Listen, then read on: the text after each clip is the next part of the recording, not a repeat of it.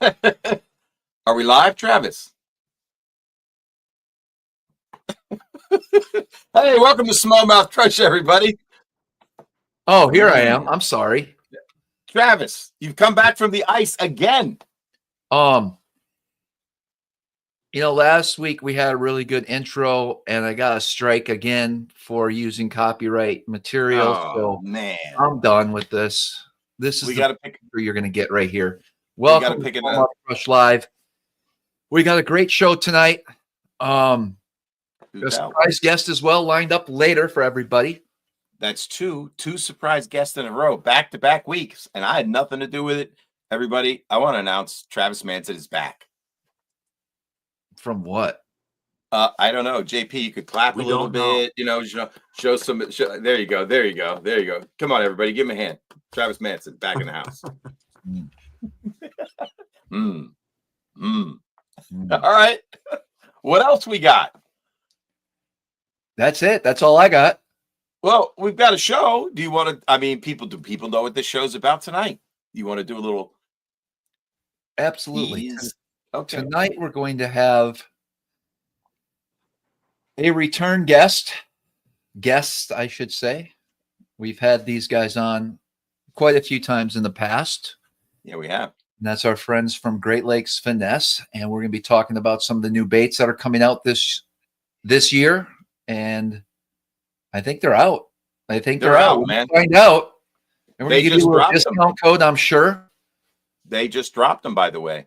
Great. Yeah, they're over there on LureNet, man. The email, if you're on the email list, you'll see new drops from all sorts of different bait companies, Yeah. But, I got the email today, man. A couple new things. Let's do a little recap. I seen the comments. Some people were liking the show last week. I had a great time with Big Time Jimmy. Or is it Jimmy Big Time? I don't know. Big. Let's just call him Big Crank Jimmy for, Yes. Yeah, for old time's sake. Big Crank Jimmy was hilarious as always. Yep. Yeah. JP, what'd you think of last week's show? A little bit off the chain. I had a great time. I really appreciated Big Time Jimmy coming back on. It's quite the personality. I think he brings a lot of flavor, a lot of enthusiasm, and it was really nice to have him back on. Right on, man. Right on. Who we got in the house tonight, Travis? Darius King. Lee was first. Doug Stewart, West Coast trucker. Dude, he drives a truck and listens to this show. Wow. Thank you, Doug, for tuning in. I think that's pretty cool, man. That dude's doing the work that we all rely on, man. So I still can't believe that on a regular basis we have over 200 people that want to tune into this mess. I know, man. We got Dave Stottlemyre. Hey, who's new? Lyrad64 says Travis is back from the alien abduction, and I don't want to say the other half of that comment. Steve Hardy, what's up? We'll get to what's new in the Bass Lab. Yeah, man. Some of the regulars: E-Stack, Brian Wisniewski, Bo Judd. No shit, man. Thank you guys for tuning in. As always, we appreciate it. I have to do something real quick. I want to fix something. So you guys talk amongst yourselves while I figure this out, please. We'll talk amongst ourselves. Well, JP. Well, Eric, I'm going to be honest with you. I'm pretty sore, man. Anthony Geist, fan of the show, has put me on one hell of a workout regimen, and I've been really putting the time in every day to make sure that I'm going to be in tip-top shape for this season. There you go. You would think after a couple weeks you'd feel better, but in fact, I feel worse as I keep adding more weight to the program every day. So there you go, man. That's awesome, man. Good for you, man. Yeah, he's a personal trainer, longtime viewer of the show. He is absolutely one of the most hilarious people in the comments. The Bass After Dark comments he rolls up are hilarious. His last week's comment was what? Do you remember? Oh, last week he said that Jimmy Big Time, his father was BTC. Yeah, no. He said Jimmy Big Time looks like BTC's father. You got it close. Listen, before we get into everything, we do have, of course, something that we want to keep doing every time, and I forget. Yep. But we have the super chat. So people were just asking about that, Travis. I'm glad you got it. Let's talk about the giveaway real quick. All right. So for every $1, the Mercury beanie. Oh, did you want me to talk about the? Yeah, talk about while I show some stuff up. Okay, so how it works, guys, is for every dollar, this helps support the channel, so Travis can continue to make great content and streaming.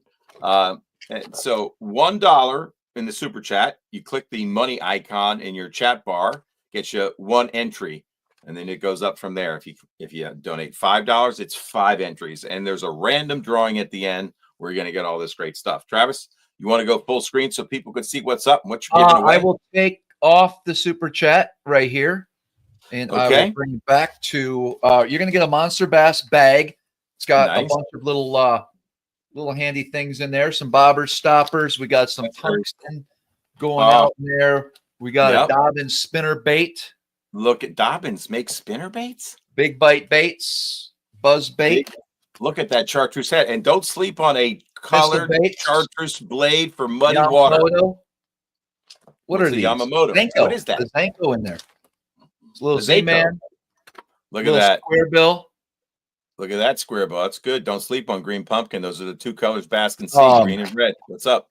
And because we do have Great Lakes Finesse on tonight, we're going to also throw in. What are you going to throw in? I got 8 packs of Great Lakes Finesse products here. That's pretty tight. Drop minnow. Bunch of my favorite colors are going to go in there. We got this new cool color we're going to talk about as well. So just a bunch of Great Lake Finesse. Yes, that's a Juvie Crawl. So that's going to be for your super chats. So you guys want to get that started. That's going to be your prize, and we will pick a winner. That's one hell of a giveaway right there, Travis. I'm surprised I don't see dollar signs flying up like a thumbs up in the comments. Yeah, usually takes a while, but let me add a little juice to it. I'm going to throw in to the winner, or maybe you can pick 2 winners tonight, Travis. Okay. I'm going to throw in something because I feel like I should contribute to the giveaway. I've been doing those before you started the super chat again. I was just doing giveaways on the show. I'm going to throw in one of my little micro tackle boxes. You guys see that? That's a little pocket tackle box right there. And this is the drop shot version. Let me show you the Ned Rig version because I got that thing loaded up. Look how clean that is with those football heads right there. You can put any style you want. Yep. And then you even got a little back pocket for your drop shot because that drop shot's pretty tight too. Look at this. There's my drop shot weights in the back in case I break off. I'm right there, various sizes. And then in the front, I've got my drop shot hooks all. Well, I don't have any drop shot hooks, but you can put them in there lined up, man. Keeps them clean. There we go. We got two entries in already. Well, look at that. That's awesome. And then I got coming in. I got a little story about why I decided to sell these on my website, basslab@bigcartel.com. Well, you'll hear about that in a minute. So I decided to sell these because of one of our guests tonight. So I'm going to tell the story. Perfect. Nice. There you go. So I'm adding to the giveaway. Travis? Real quick on another note, I did go down to one of our sponsors' establishments this weekend. Big JP was down at Thayer's Marine. They had a really busy Saturday. We had 7 boats we delivered. I also sold 1 or 2 boats while I was down there. And it was really cool to see how excited people get, whether they're buying a brand new 21-foot Ranger or if they bought a used 2006 Triton TRX. It was just great to see the enthusiasm from everybody, and it was real good to go down there and just help Richie out when he needed a hand. You know what? I'm going to add something to the drop shot. This is the drop shot box. I'm going to put in one of my everlasting drop shotter flies. And Travis, I did something you've been asking me to do. I made the hook smaller. If you guys, and I think the Great Lakes Finesse team would appreciate this. They're Marabou dudes. They're from Canada. Dude, that's premium. Look at the flow on that thing right there. A little bit of crystal flash, a little bit of round rubber for some action. And that tail is indestructible. And you can't do it. You can't break it. You can add a little scent to it and won't muck up your Marabou. Dude, right there, everlasting drop shotter. If you're on a hot bite, forget about it. Looks still too big. No, it ain't, bro. No, it ain't, bro. Hey. You haven't seen it, dude. This slays them. I seen it. No, it's new. It's the new smaller hook, dude. It's your size. I just saw the hook. Nah, it looks bigger on camera. Stop it. You're killing me, man. You're killing me. All right. All right. Without further ado, because we do want to hold on. One more thing I'm going to put in there, and that little nice little. You're going to get a couple of these small tackle boxes. I'm going to put in my newest. I'm going to put in my newest little football jig, and that's got the same. It's kind of based on my shaky jig worm. So the front of that thing's got premium Marabou, same thing. It's built with a little bit of long round rubber. And, you know, Travis, I could throw many different style trailers on this. I would throw, I would throw a max scent for sure. And what would I throw in the bag of that, Travis? What's your favorite trailer out there right now? Yeah. I'm going to throw a free pack of that into the person that gets the giveaway. Our favorite trailer. Boom. Okay. So I just made it way sweeter, and look at the money rolling in, bro. Nice. That's what I do for the channel. What's up? How about you, JP? You going to throw in a square bill, an XR? Oh, an XRK 50?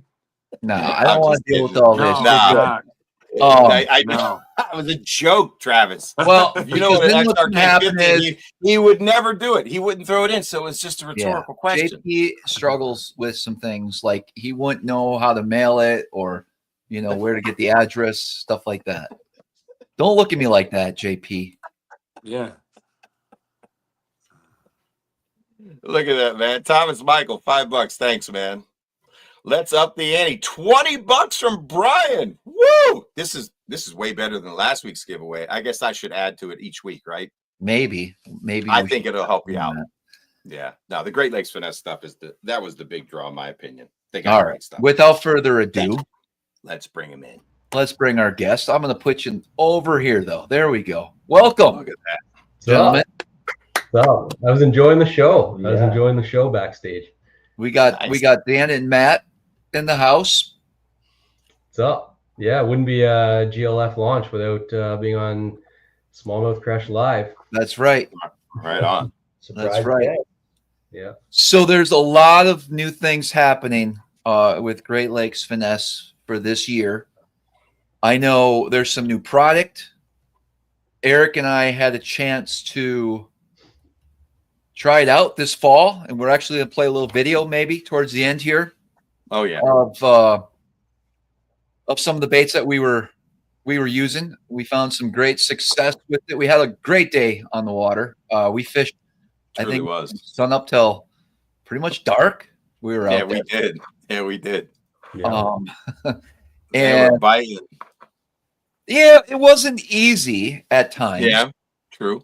But it wasn't like I keep thinking though, like on a bad day, it's still a good day if it was anywhere else in the country. For me, it's an amazing day because I don't have the same frame of reference you guys have, right? So for me, it was amazing. Yeah, we had different conditions. We had some calm. Mm-hmm. Remember, we saw those fish busting, and this was even the day before. Like, I just couldn't figure out what was going on, and I started Dan out. Well, all of it, Eric and myself too. We started out on a deep spot where I really had a lot of hope, and I think we only pulled a couple out of there. They just weren't. Yeah, they weren't around, and so we had to go find some new fish throughout the day. But we ended up landing on a few good ones for sure, which you'll see in the video. It was a fun day, and that was kind of that whole 4 or 5 days in a row that you were up here, Eric, and was able to experience that fall bite. Incredible. It definitely was literally incredible. Mm-hmm. Favorite time to be up there, man. It's just beautiful. I mean, spring, anytime. What am I saying? Fall, summer. I've never experienced the summer up there. I guess I got to do that one time. Yeah, before I leave the planet. Yeah, summer. We should. Yeah, it was August. You were still bundled up. You still wore a beanie. Oh yeah, for sure. I pretty much would probably wear a beanie every day up there. I mean, it's never really warm. It is. Yeah, 50s. I'm wearing a beanie when we're running 60 for sure. I got you. Yeah, I'm a Yankee. Hell yeah, it's true. It's true. Some of our best days would have been really cold. No doubt. Good stuff. Good to see you guys. Yeah. We're pumped to talk to you guys, man. We've been heads down with winter and getting all this stuff done. I feel like I haven't even spoken to you guys in a little bit. So sorry, I've been a little bit missing in action, but this is what we're up to. Yeah, it's time to start thinking about fishing now. I mean, What is your opinion? So for those that don't know, up here on the St. Lawrence River in Lake Ontario, we had what I'm going to call finally a normal winter. The government wasn't manipulating the weather as much this year, so that helped. We actually got plenty of ice. What?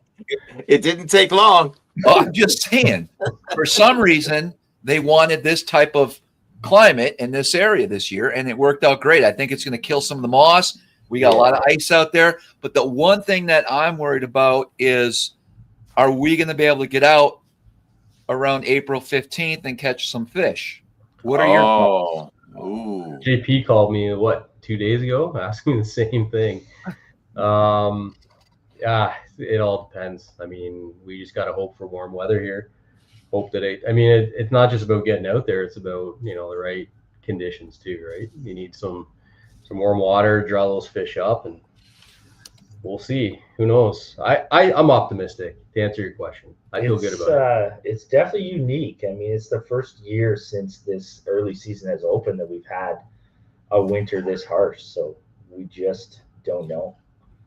Right. I went up to my buddy John's in Watertown a couple of weeks ago and replaced the water heater in his house. And then we went down to McGeary's for lunch right down there in Clayton. And they were literally driving snowmobiles right down the main river channel in the St. Lawrence River. Wow.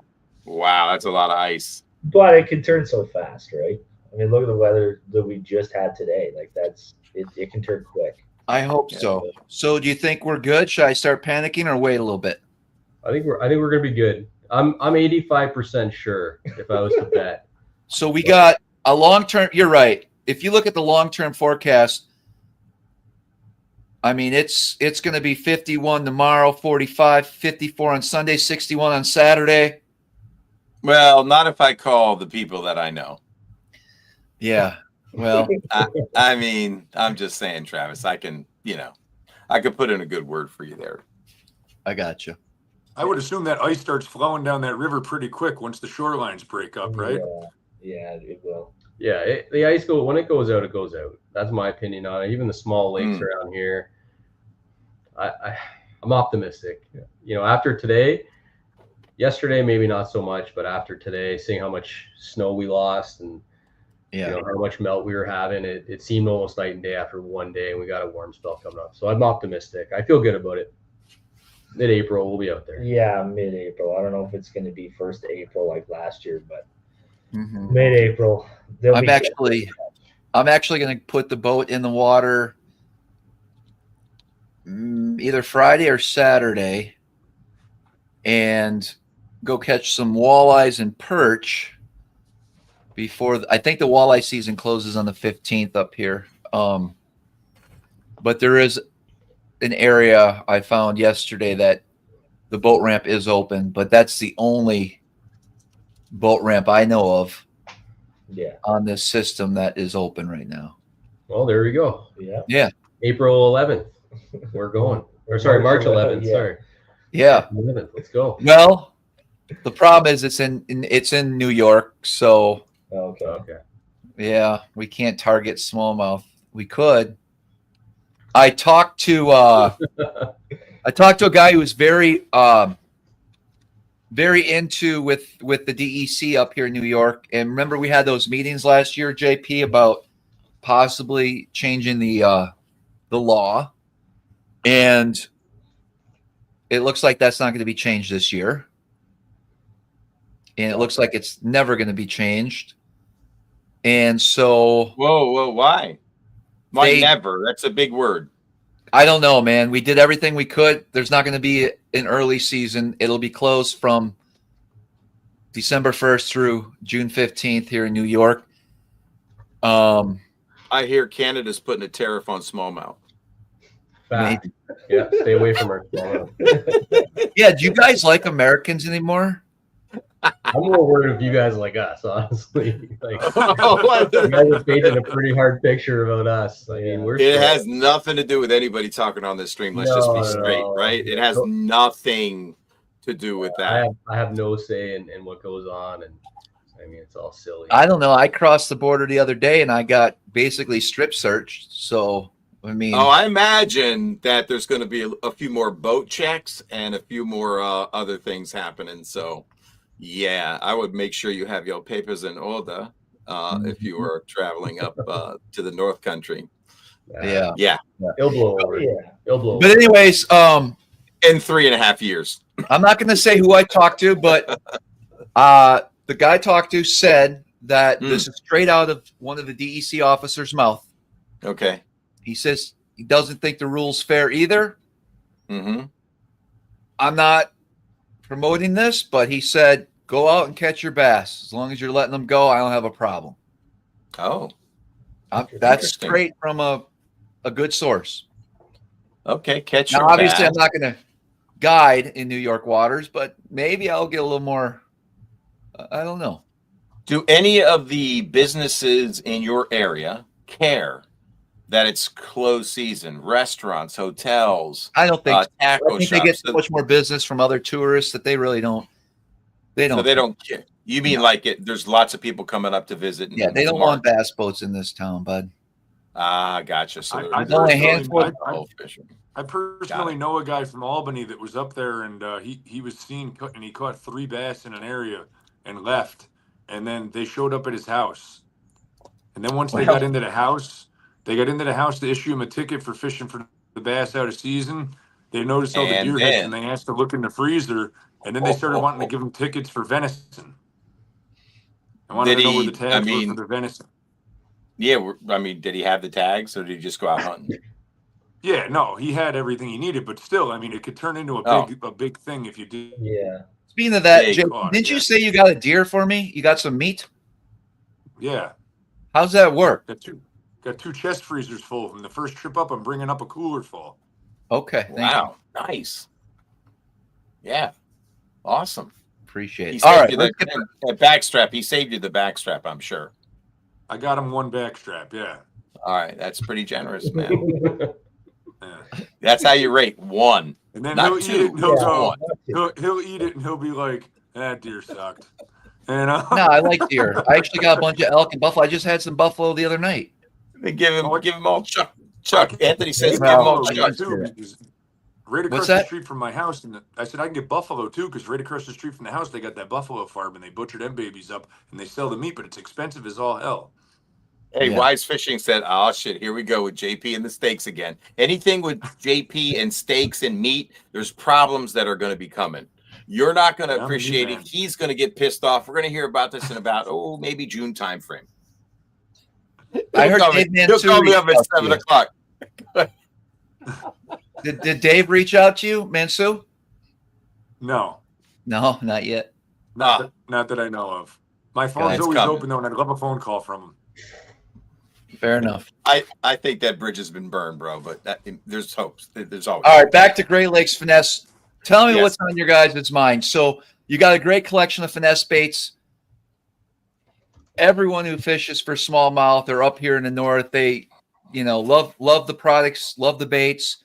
But you decided to add a bunch more to the lineup. And I don't know what particular order you want to talk about these baits, but I'm going to kind of give you the floor to talk about what's new for this coming season.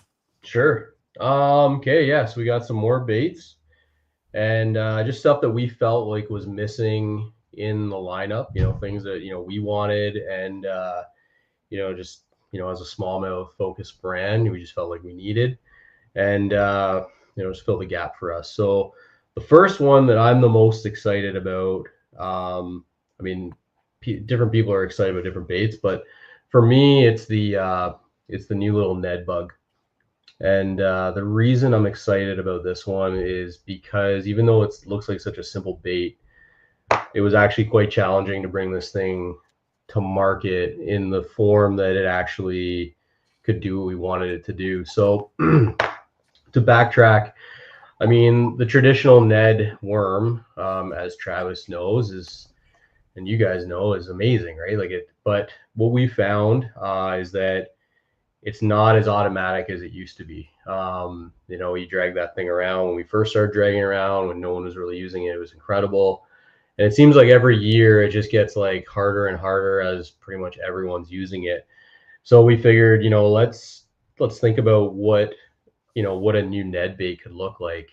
And so we just kind of put our heads together. We figured, okay, what are things that would make a good Ned? And all those features are just packed into this bait. So the first is really the profile. The profile was probably the easiest thing for us to figure out.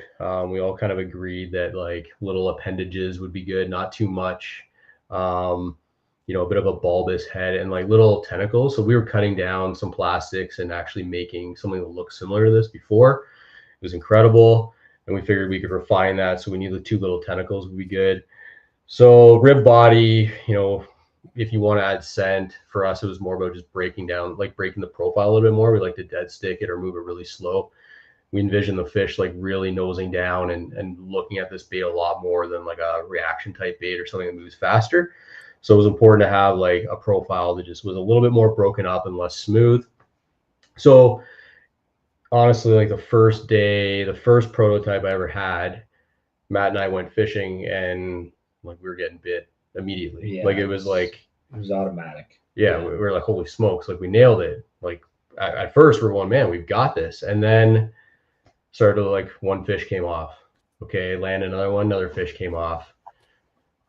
Theme of the day was half our fish were coming off on this bait, and we couldn't figure out what. Scratching our heads on what was going on. So, you know, we started playing around with the profile, the size, the length. Went through a bunch of prototypes, and about 3 months in of getting revised prototypes, it almost got to the point where I was ready to scrap it because I was like, yeah, it gets bit, but we're not going to bring to market a bait that has a worse, you know, landing percentage than a frog. So I had this one last idea that I would, here, let me pull a different one out.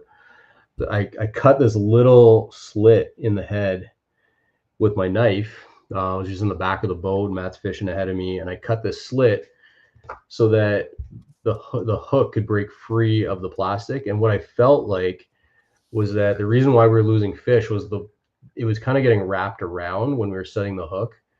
And this allowed the hook to break free. So the hook still sits in there. It looks really good in there. It hides a lot of the hook. But as soon as you set the hook, this gets pushed down, and you can see you get like the full hook shank. And boom, that was it. Solved the problem. We were landing pretty much every fish that we hooked after that. And we were like, holy smokes, we did it. And so that was kind of later in that season. We fished it again for a full season last year.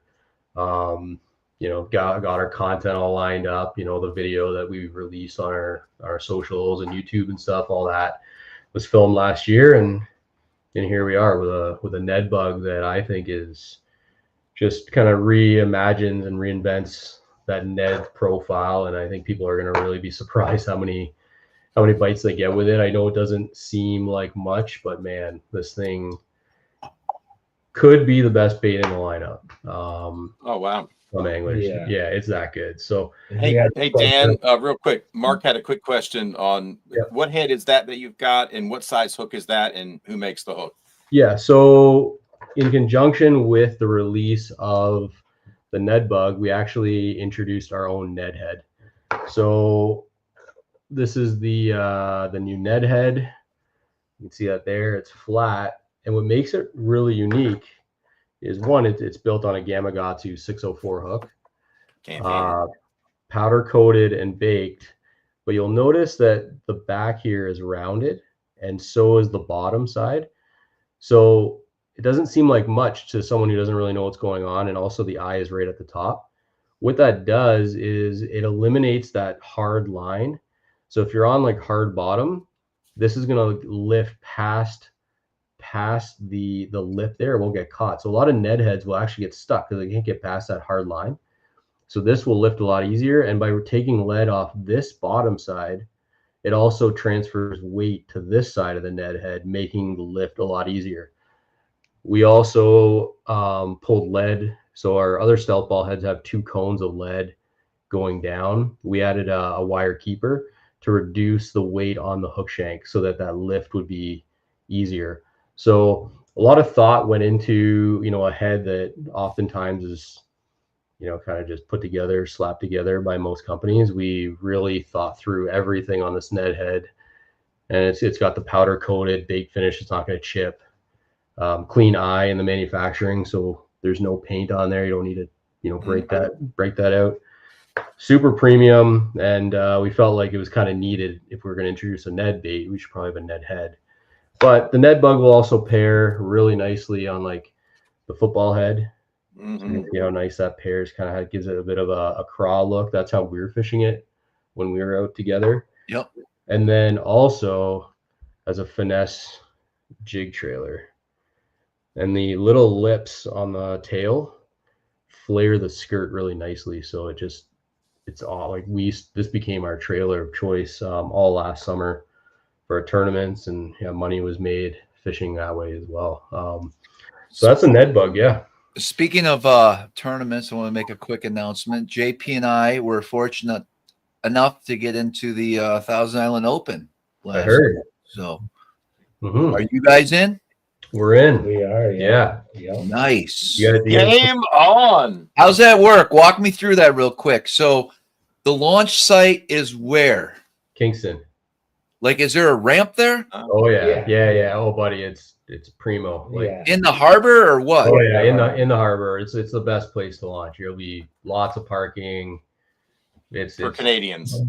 Yeah, it's the best in Canada. For Canada, yeah. The Americans will park about a mile away. You'll be fine. And so it's just get there real early. It's a 2-day event, correct? 3 days. Oh shoot. Oh JP, yeah. that wasn't funny. Let me look at my calendar. It might only be 2 for you if you don't make the cut. Yeah. Why? So it starts. Does it start Thursday? Thursday, yeah. Thursday, yeah. So you gotta be in all right. So how many? There's 100 teams. Yeah. All 100 teams fish Thursday and Friday. Yes. And what do you have to make to make the cut for Saturday? Top 50. So okay, top 50. I believe it's 4 fish a day. 4 fish a day, which is tough. Oh wow. It's 4 fish is tough. You cannot. You need. Why is that tough? You can't come back. It's hard to come back. If you slip on the first day, to come back on a 4 fish limit is so much harder. Oh, wow. Yeah, you just don't have that extra fish to really bump you up. You think about how many tournaments you fish, right? You got that last fish that's kind of a squeaker. That fish is eliminated for most guys. So, like, you really have to be dialed in for 3 days. Like, it bumps up the average per fish a lot. Very interesting. What's it going to take to win? What did it take to win last year? Did you guys fish it? Yeah, it was what, 23 a day or something? Yeah, 22 and a half, 23 a day on 4. Over 3 days. It's like a 5 3/4 pound average kind of thing. Okay. How'd you guys do last year? I think 11. Yeah. That's pretty good. Yeah, we stumbled on day 1, and that's what I mean by you can't come back. Like we had a tough day 1. We were in like 23rd after day 1, and we're just scrapping to try to get back up. But wow. It was 5 fish. I think we would have, they got a better placing, but 4 fish was really hard. What was the check like for 11? That sounds pretty good. It's a smaller field. Yeah, that's right. Last year was only what, 60 boats. Well, if it's 100 boats, and we spent what, $1,000 to get in this thing. It's 100 grand entries. Well, you spent like $200 US. It's $1,000 Canadian. How's that work? Never heard that one. What do you mean?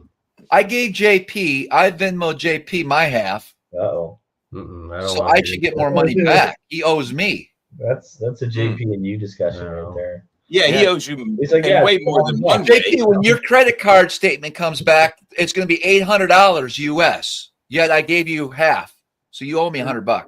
It said $1,000 US, bud. No. I'll look it up right now. It was actually 1,100. Oh, it might be 1,100. Yeah, it might be. Yeah, and the controversy begins. Look, JP just exited out. He can't take it. His camera's all wonky. He's spinning. Anyways, it's fine. All right, so you guys used to talk about, like, I know you guys would probably share information early spring. I guess that's over with at this point. There's no way, Travis, you're getting any help from these guys at GLF. Spring is such a different animal. Yeah. Is it really? Yeah. Okay. All right. Honestly, I don't even care if he beats us as long as it's on a GLF beat. Well, there you go. The guys I don't know. I have a couple ideas. So it's kind of interesting because you're only, if it's 4 fish, you're really 4 big bites all day long. So, man. Yeah. Wow. Historically, that event, though, there's a lot of wind involved in the past, right? Yeah. All the time. We'll have to see what happens. JP, don't get nervous. I'm not nervous at all. All right. Yeah, because he's just the net man. Don't even worry about it, JP. All you got to do is net the fish. No, he needs to catch his 2 big ones too. All right. It's not all about. wait a minute. It's going to change this year. I'm going to mix it up. Let's just be real, man, because in the years past, you've been net man. Let's just not pretend. How do you guys do it, Matt? How do you guys handle scoping with two dudes? Are you shoulder to shoulder? Are you taking turns? Or is there a guy on front and a guy? How does it work for you guys? Well, I'm the scoper, so I'm the Okay. one. And there's a time and a place where we use the scope and a time and a place where we don't. There was a certain situation in the tournament last year where there was a bite window in the morning. Yep. Dan was just like, get on that scope and pitch around, and I will work around you and grab the net. And that's kind of exactly what happened. Until the sun came up, it was a different scenario. But that's the thing. I'm the scoper and he's not. Okay. I just catch all the other ones he's not seeing, and it works well for us. I mean, there's sometimes we're both scoping, depends like how deep and stuff, but you know, I like giving him space. I don't like crowding him out, crowding those. Yeah, me too, man. Me too. And I feel you on that. I feel like I'm a really strong angler without it. Like just me too. I feel the same way. And I think we complement each other really well. Like I'd say we still end up catching almost the same amount of fish in a day. Yeah. But I'm always you can't see them all. Yeah. It's interesting being out of Kingston. That kind of gives us, that might open us up a little bit. Unfortunately, maybe to waters that I don't have as much. I'm just thinking out loud here, but you could do some interesting things launch out of Kingston. It saves like 15, 20 miles from Clayton, right? You're that wow. What time of year is this tournament? July. End of July. So the spawn's over. Are they in their full summertime pattern? Or you could still find some. It's a mix. It's a mix. So you could still find fish shallow all year. I mean, pretty much, right? I mean, yeah. Interesting. All right, very interesting, man. So who's going to win? I'm going to just start the controversy now. Who's going to win between the GLF versus SMC? I think this should be filmed. We gotta have a side bet, right? What's the side bet? What are you guys putting down? JP, are you in for the side bet? I mean, it's a conversation that has to be had, right? Well, no, I think it needs to be had right now to make this show interesting. We're not talking about you guys like getting off and talking about it so nobody here. Everybody's been asking for it. Are you not watching the comments, dude? Or are you just listening? All right. I don't know. Let's go. Listen, we got a lot more baits. New baits. Wait. Come on, man. We got to know. It's going to be real hard to beat. It's going to be real hard to beat the Travis Manson small. He's tipping. You guys have beat me every tournament we fished against each other. Is that true? No, that can't be true. No. You got us once. Let the games begin. Your positive enthusiasm, right? Yeah, maybe we make you nervous. That's JP. That's the JP Bass Assassin. It's in his name, so watch out for him. He's sneaky. You won't even think he's fishing, but his arms are 7 foot long with a 14-foot net. One could jump off like 25 feet from the boat, and he'll be able to net him. You guys are screwed. He's got a walleye net with a double extension on it. Don't you, JP? And 7-foot wingspan. That's deadly. All right, what else you guys got? All right, so we got the net. What other baits are coming out? Yeah, so the second one is the dropkick shad. So yeah, this is a sweet swim bait that we developed. I know that one. It's kind of fat. It's got like a really fishy pattern, our profile to it. The biggest, like the swim bait category is very saturated. There's a lot of swim baits out there, but the biggest differentiator for this swim bait is the neutral buoyancy. So we really wanted a swim bait that we could drop shot, and it would sit perfectly horizontal and be able to dead stick it. So we'll drag this and then dead stick it, beside a boulder or a certain target, or we know those fish are just right, looking at it. We won't like to let it sit there and just kind of wiggle it a little bit. Drop shotting a swim bait is a big deal. A lot of people, still haven't caught on to that, but for us, it's a big deal. And so that was like the primary use for it. We needed, like, first and foremost, we want to make sure that it would be awesome on a drop shot, so which it is. But then also just fish as a little finesse swim bait on like a ball head, or on like our sneaky underspin. So there's a time and a place for, a little swim bait on a little underspin, and Yeah, so that's the bait there. It's got the matte finish, and the biggest thing too is, we're calling it the problem solver of the finesse swim bait category because it's durable. The best swim baits on the market are extremely soft, and you set the hook, and the bait slides down the hook or rips off, and you've had every angler that fishes smallmouth knows that, like, when they're reeling the bait, they get a hit, they set the hook. Oftentimes that bait's kind of ridden back and they don't get the opportunity to get that fish the second time. This bait here will allow you the opportunity for those fish to come back and eat it. So it solves a lot of problems in that regard. It's, again, really durable, and as smallmouth anglers, we don't want to be grabbing another bait. It's expensive and it takes time, and those fish are schooled up, ready to eat. So very true. Yeah, good question. How's it different from the haze dong? So that's a really good question. So biggest thing is it's much wider than a haze dong. Durability is a lot better. It also has a wider kick. So a haze dong has a really tight little kind of shimmy kick, and this one's got a bit more of a wider kick. So we really like it. The haze dong, for example, we really like drop shotting, but that's the primary use for us when we've used that bait. But this one will allow you to swim it, straight retrieve, which we found to be like unbelievable, and then on the underspin. So, if you were to make me compare this bait to others on the market, I tell people that I'm close to that if like a haze dong had a baby with a Kitech 2.8, this would be the result. This would be the kid. Sure. Kind of right in between of those two. So I mean, those are both incredible baits. So yeah, and that thicker profile really helps hold it on to the hook better, hold it on to your hook keeper. And then the problem with the Hazardong is just the eyes blowing out or the eyes falling off because it's so thin when you're trying to put it on. So that's a big improvement over that bait. Yeah, but there's no doubt, like the haze dong was certainly one that we used, and obviously we love that bait, so it kind of inspired some of the ideas, and obviously that goes into the design when we're thinking about building the ultimate swim bait. So those are the two like brand new profiles, which was really needed. Like we needed a little swim bait. We love fishing little swim baits, and so that one's really exciting. And then the Ned Bug, which again, personal favorite, just because I think it's so cool, so unique. It crushes them.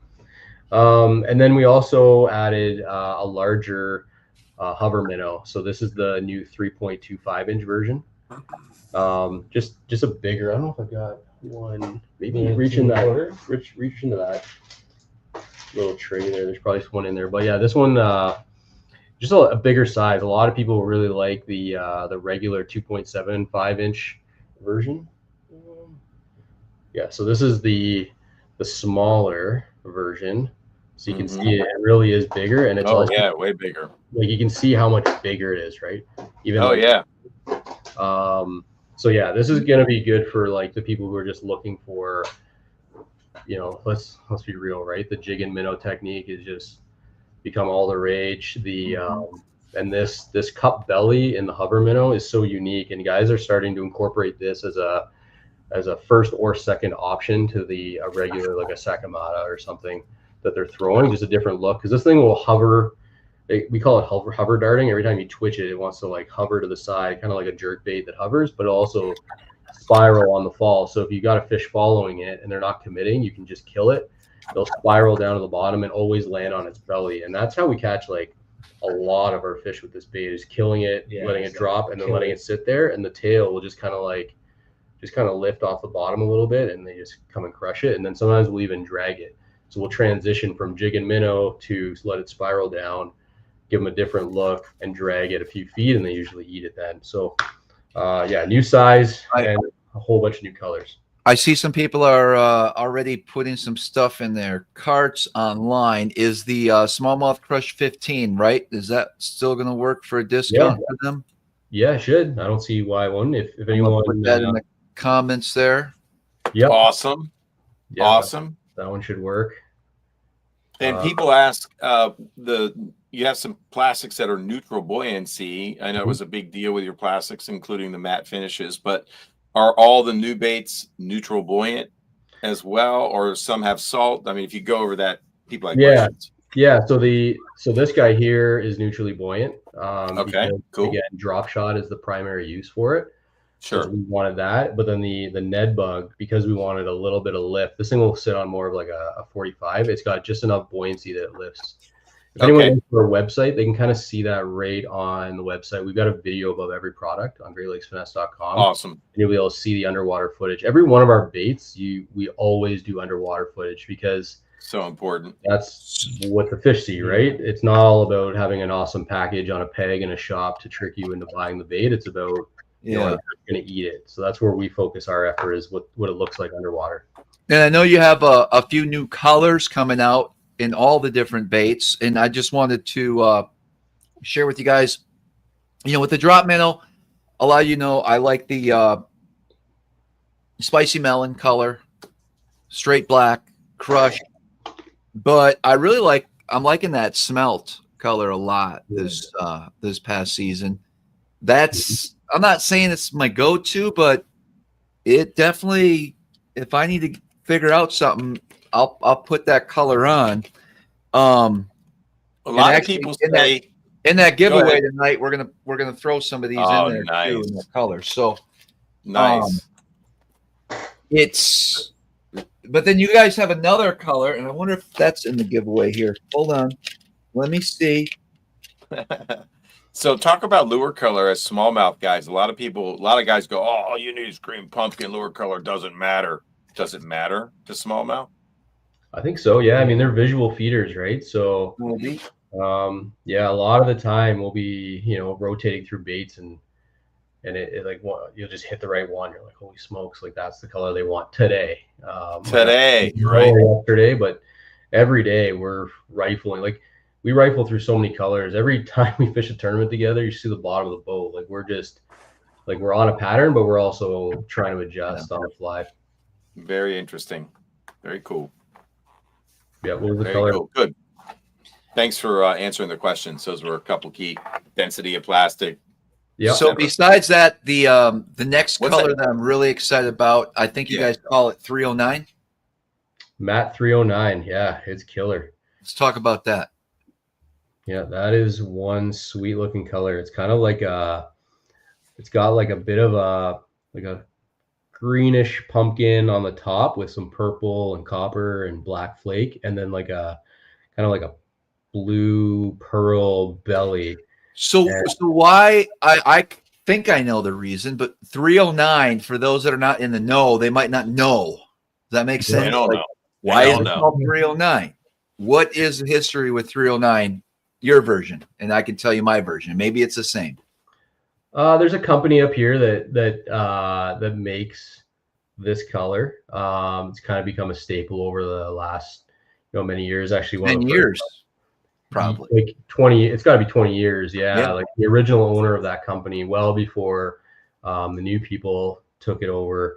He was a friend of mine. He gave me a pile of them, and so that became a staple. It's well known in the smallmouth community, and yeah, we just thought we could improve that color by adding the matte finish, and there you go, matte 309. Yeah, so super. Yeah, that's the same thing. When I started using the slammers, was that what they're called? Slammers? Yeah. Yep. Back in the day, this was a Bassmaster Open on Lake Erie.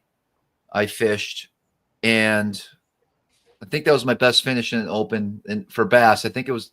I don't know where I ended up, but it allowed me to qualify for the Elite Series. But in that special delivery overnight package was 309 color. And was there any California 420 involved that night? No. Just checking. No. JP, you know what that is, dude? California 420? Ah, okay. Just checking.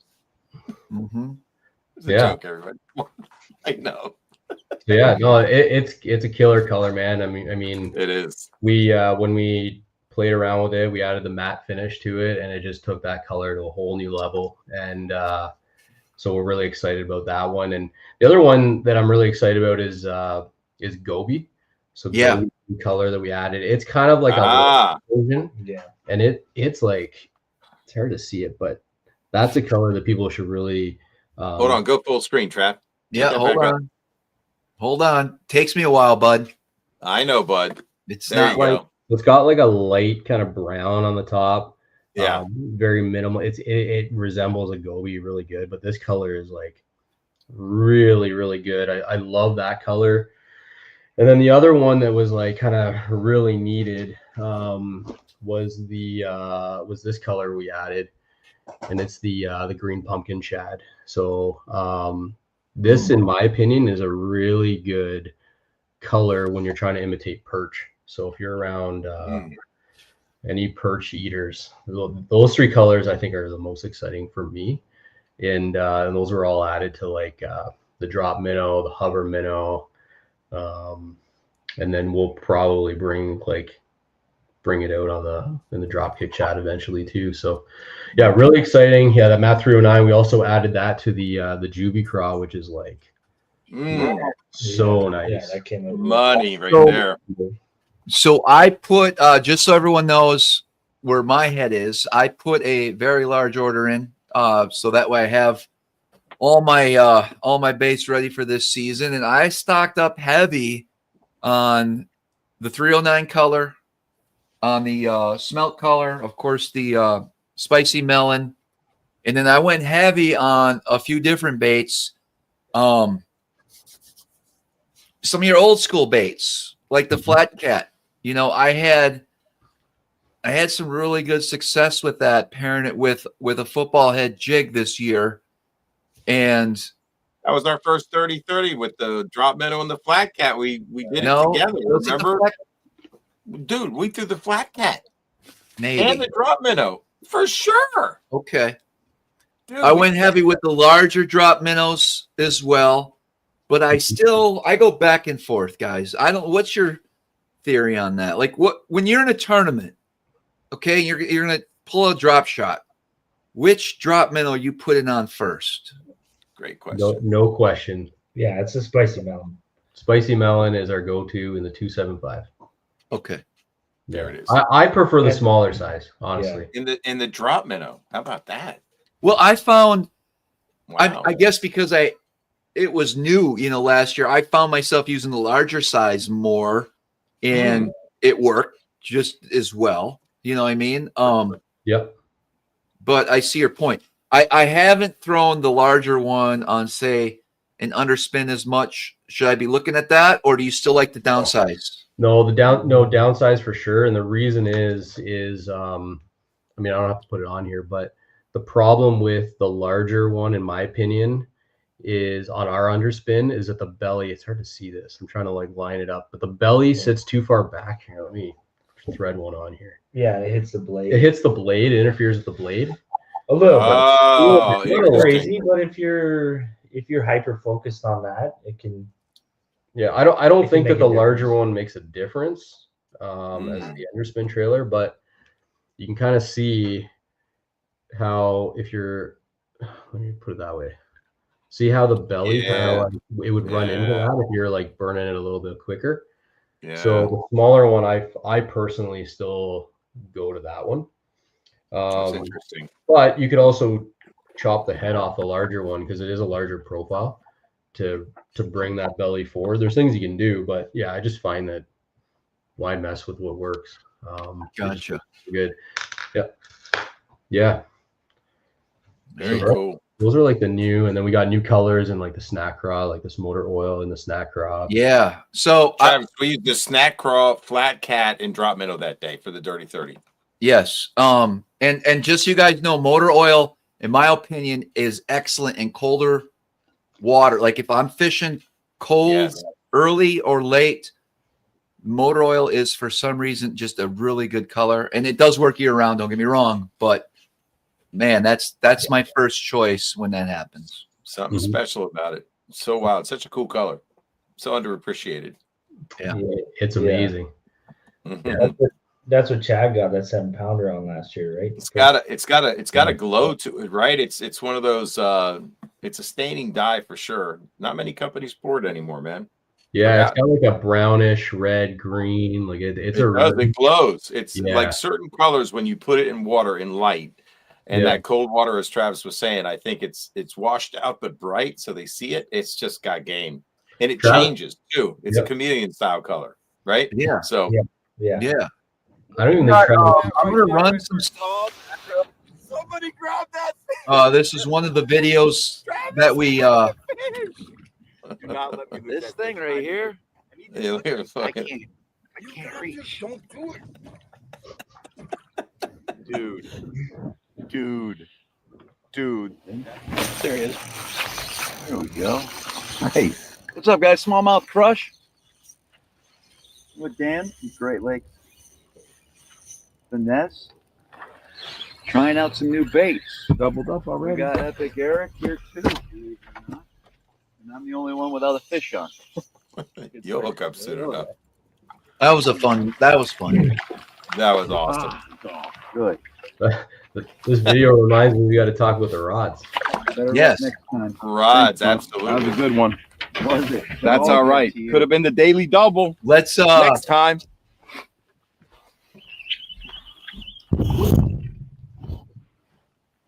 One That of was a Eric's chilling favorite day. terms on the water is daily Daily double. double. He uses it in every video over the past 5 years.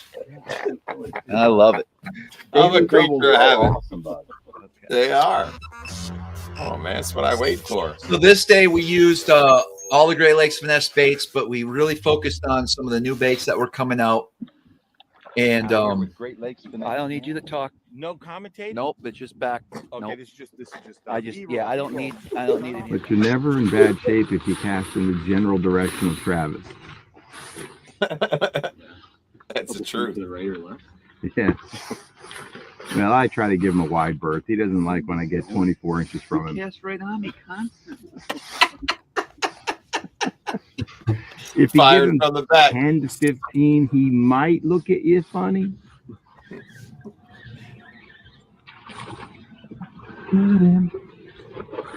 Eric, you were on fire that day. I was fishing good. I was fishing strong. This is my patented landing technique.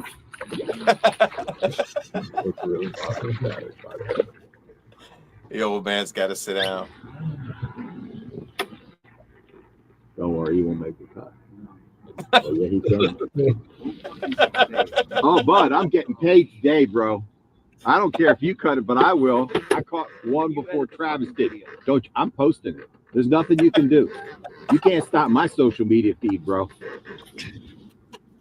Just gonna say it. I win. I'm gonna get first, last, and most today on you.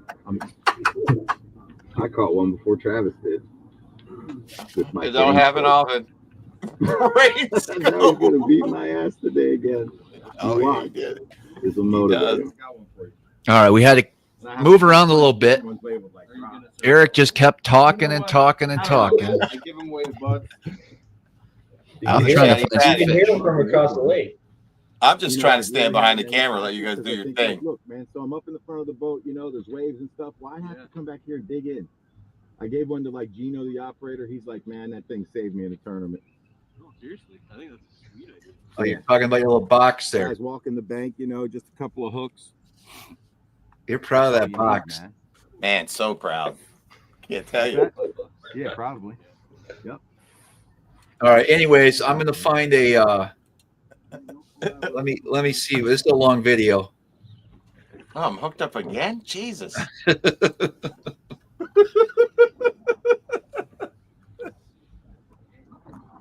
I'm sorry.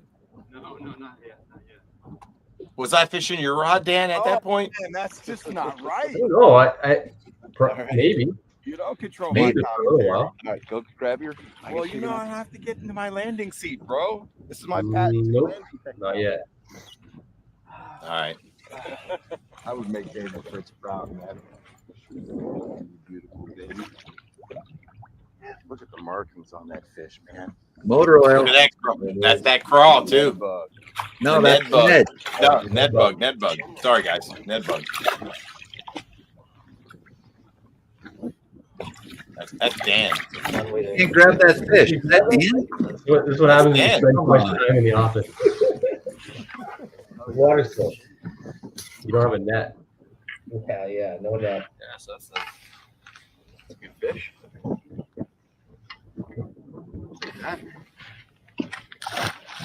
Travis, did you capture that one that was like 7 that pulled off? It's really just Maybe. our take on the traditional Ned. Just felt like it needed a bit more profile. You know, they love jigs, they love bugs, and this is kind of our take. Just made it look a little bit like a bug and a jig. The biggest thing for us, oh, Eric's hooked up with one right now. Ned bug. It's killer. I got my rod out there, so don't crisscross it. All right. Anyways. Yeah, so we were working on this bait for 2 years. We were losing a lot of fish when we first developed it, and it took us a while to figure it out, but we added this little slit in here that allows the hook to just open right up. And we went from losing like 40% of our fish on it when we first developed it to landing almost every fish now. So yeah, it's a sweet little Ned bait. It'll float. It's got good action down there.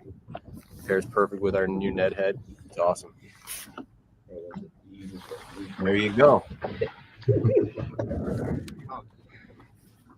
Man, we wrecked them. I want to get to the part. Let me see if I can find it. We're going to put this full video out eventually, guys, but The part where I was screaming like a girl? well, you had like, yeah, we'll get to that. So smallmouth are hard to judge. And I mean, it was a big fish, but I'm going to set the story. So we were kind of. How's that cast, Eric? that day. We did catch a lot of fish that day. We did. It was kind of nonstop action. It was. No doubt. But there is one special spot I want to try to find. It's not. What's he talking about? I don't know.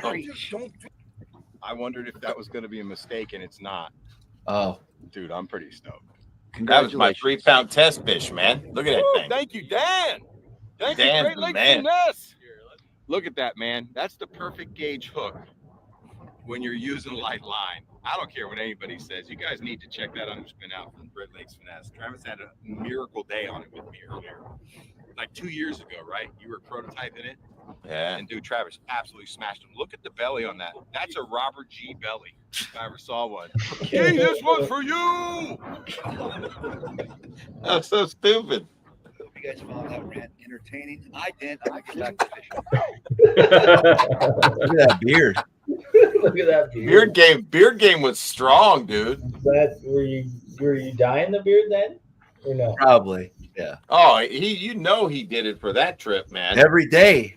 Oh, yeah, Dyeing every beard. day. You gotta keep up with it, right? Well, That looks like a heavy one.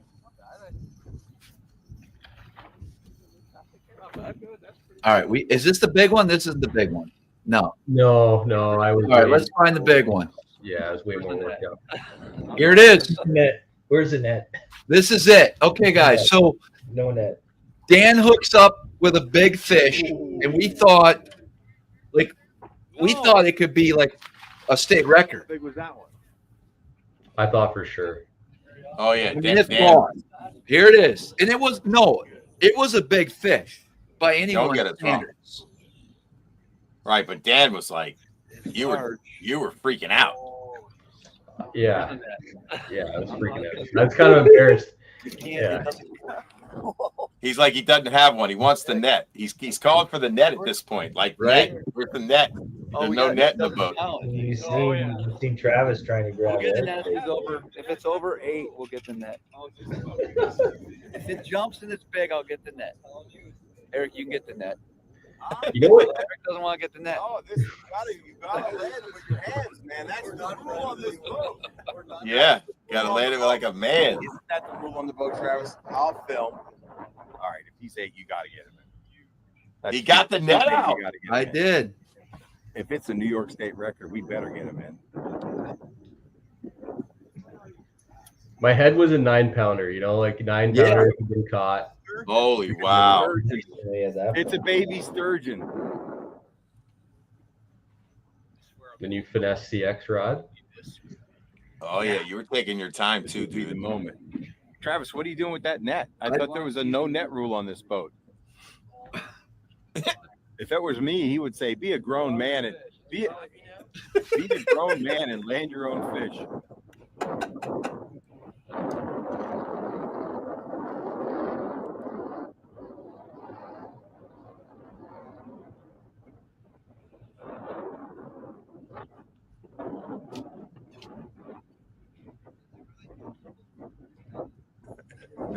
Oh, it's gonna come off. Is this bringing back bad memories for you, Dan, or what? No, Hey, dude, smallmouth. You got it in. Okay, Yeah. I thought this was one that came off. no. Oh, Poor Powder. okay. That was a good fish. It's just an exceptionally strong fish. That's still a good fish, though. No, it was big. It was Most like 7 or people, look at that thing. Yeah, that's huge. That's big. It was big. What was it like? Well, there's 7? no doubt that the Yeah, swim bait worked well. Anyways. Is this the one I lose, But Travis? That was a monster giant. fish at the end. I don't know. And we just went freestyling the rest of the We day. did. We freestyle. Daily double. Juvie craw. Oh, that's when you're using the rod there. Swim baits. That's Oh, when yeah, you're- yeah. A little bit of everything. I want to talk about that. 7-6, right, Dan? 7-8. Ooh, even better. I was just playing with you. Does not like to land fish, man.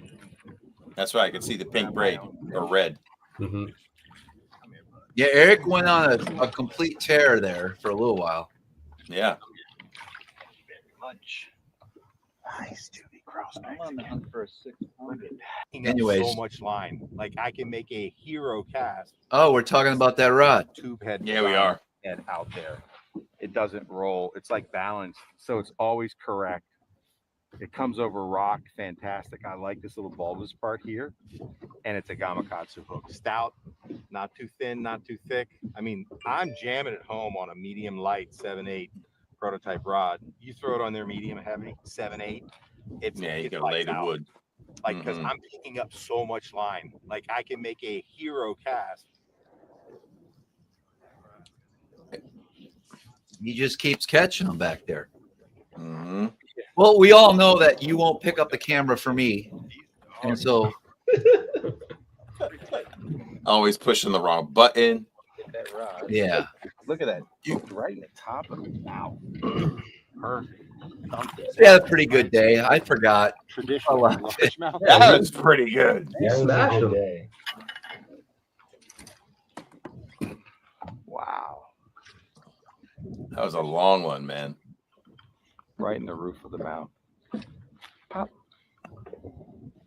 Juvie crawl. Strikes again. Green pumpkin red. Mm. That's awesome. It's like That gets a lot of bites, that bait. every cast, bro. It does. It's a good one. Travis said 4-2. I said 5-1. You don't even know how to work that scale. You can't mess with Travis. He knows his weights, man. That dude gets it to the ounce sometimes. It's ridiculous. That's the Bubba scale I bought you. Yeah. Caught up in this Because contest. you got me again. Watch. Oh! Oh! No, I'm not. Yeah, you Leave are. it You got alone. to balance it, you freak. It's You balance freak. freak show, giant. 513. Don't you mess with it. Don't. No, Look you're at how you not have to telling me balance anything. it. Don't Look at tell him me shake- anything. shaking it. I'm gonna hold it so it's and How is it that? it's that big, bro. Yes, it is. Mark it. It is. I win the contest that time. He always gets me. I only got him once. They'll fool you. Travis will get it to the ounce, man. You'll get it to the ounce. It's ridiculous. It's Some days. official, bro. You do a lot. I like to guess the fish weight when you hook them. That's the hardest thing in the world with smallmouth. You hate it when I do that. Guess the weight as you're reeling them in. Yeah, you gotta get in there, man. No. I'm holding the camera. Well, I got. See, I'm filming you. Oh, yeah, Is it Dan? This was your first cast. It's Dan, not you. Our guest is filming me. Well, I just had a fish. I thought I was the guest. I'm the co-host, damn it. Oh yeah, chartreuse. Oh yeah, I had a little run with the chartreuse for some You reason. did, man. I mean, because I could see it from 4 miles away. Look at that. A little active. Going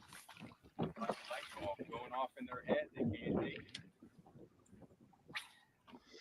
Yeah, when to throw chartreuse is a good question for small. Anytime, don't matter. Yeah. On 3-pound test. Again. Another 3-pound tester. Yeah. Anyways, we catch a bunch of fish. Obviously, there's Eric doing this thing again. It's just personally, I want to do it. I was trying to get like my Eric's 3-pound like test lighting him limit. up, but I was. You know I was. I'm the guy with the camera all the time. Oh, we're putting that one on the deck. I like to put these on the He deck. refuses to pick up the camera for us. Land this fish. So I here you picked go. up a lot that day. Fish after fish after fish. Guys, let me get him. Eric. I got him. Wow. That's a good one. Yeah, that's a good one. That's a fat one. Yeah. And the one I lost was even bigger. Yeah. No, I lost a big one before that. Nice. 3 That was like a pound test 7. day challenge. Snack crawl. Gamakatsu hook. 3-pound toss. Yeah! Come on, man. That's a challenge. I only broke off one. I mean, that ain't bad. Dude, I mean, right? I'd have a good bag going if I was nice some one. Kojo angler in the back of your boat. Just blind cast. Joe. I mean, I'd be proud of that. Proud of Go, the way I'm on Joe. the public scale I got you too. That was my gift to Travis for taking me fishing all these years and teaching me. Oh, Tell me everything I know. I'm struggling with that. Clearly, I'm not left-handed. Not really. Okay. It's a 6. It's got to be a 6. Come on, Bubba. He's 1 ounce. One ounce. Not what I got. He's Yeah. one of Oh, them. yeah. Clear and drop it. Stop it. Stop it. He's 8 pounds. Settle. Settle. Settle. Man, you struggle Settle. with that. Oh, I I do, have to- man. Oh, Yes. so that makes a difference. Now he's getting bigger. I liked it the other way. Oh, so you got to get him in the center. Center. Oh, 5'10", marked it. That's pretty good. That's a pretty good fish right there. My jig. Saw the jig. It fell out. And I Hooked watched up it. again. Oh, that's Nose it damn. on your bait right now. And then I felt the tick. And I set the hook. He said, they're normally big out here. Let's see if he's right. Is it big? I mean, not big. No, I don't know. He doesn't look big. I think we Anyway, fished them. there we go. They are available. Look at that. You can go in the description below. Hit those links. I appreciate that. Got to talk about the rods. Man, we caught a lot of fish that day.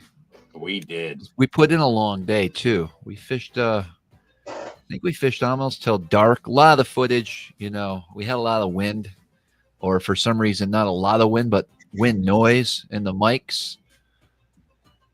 I appreciate you guys hanging out all 31 minutes so far of this video.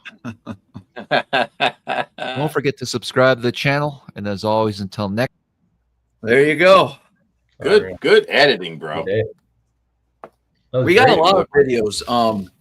There's Yeah, probably you do. 4 or 5. I should probably just start putting them out there. Yeah, you got the one with your backhand 7-pound pitch. That was pretty Right. I sexy. didn't want to put anything out until product was available. So I Dan, think that what's makes the best way for people to order product from Great Lakes Finesse right now? Now, of course, you're in a lot of retailers as well, Tackle Warehouse, but you can go direct too, right? LureNet.com. Yeah, you go to lurenet.com.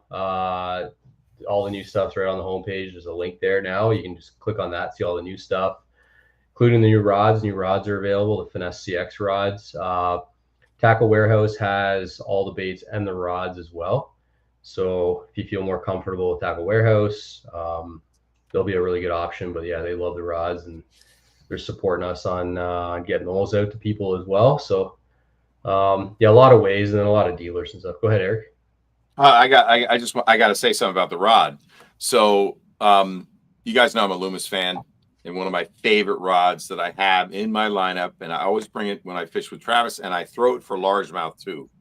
And I've cashed a lot of money on the rod, finesse fish for largemouth and spotted bass down in the Carolinas. 7.6 medium light Conquest. Why do I like it? 7.6. I can chuck it a mile. I love a 4,000 size reel. It's all I fish anymore. I don't mess with 3,000. Less line twist, more line pickup. It's got a larger spool. Line comes off easier.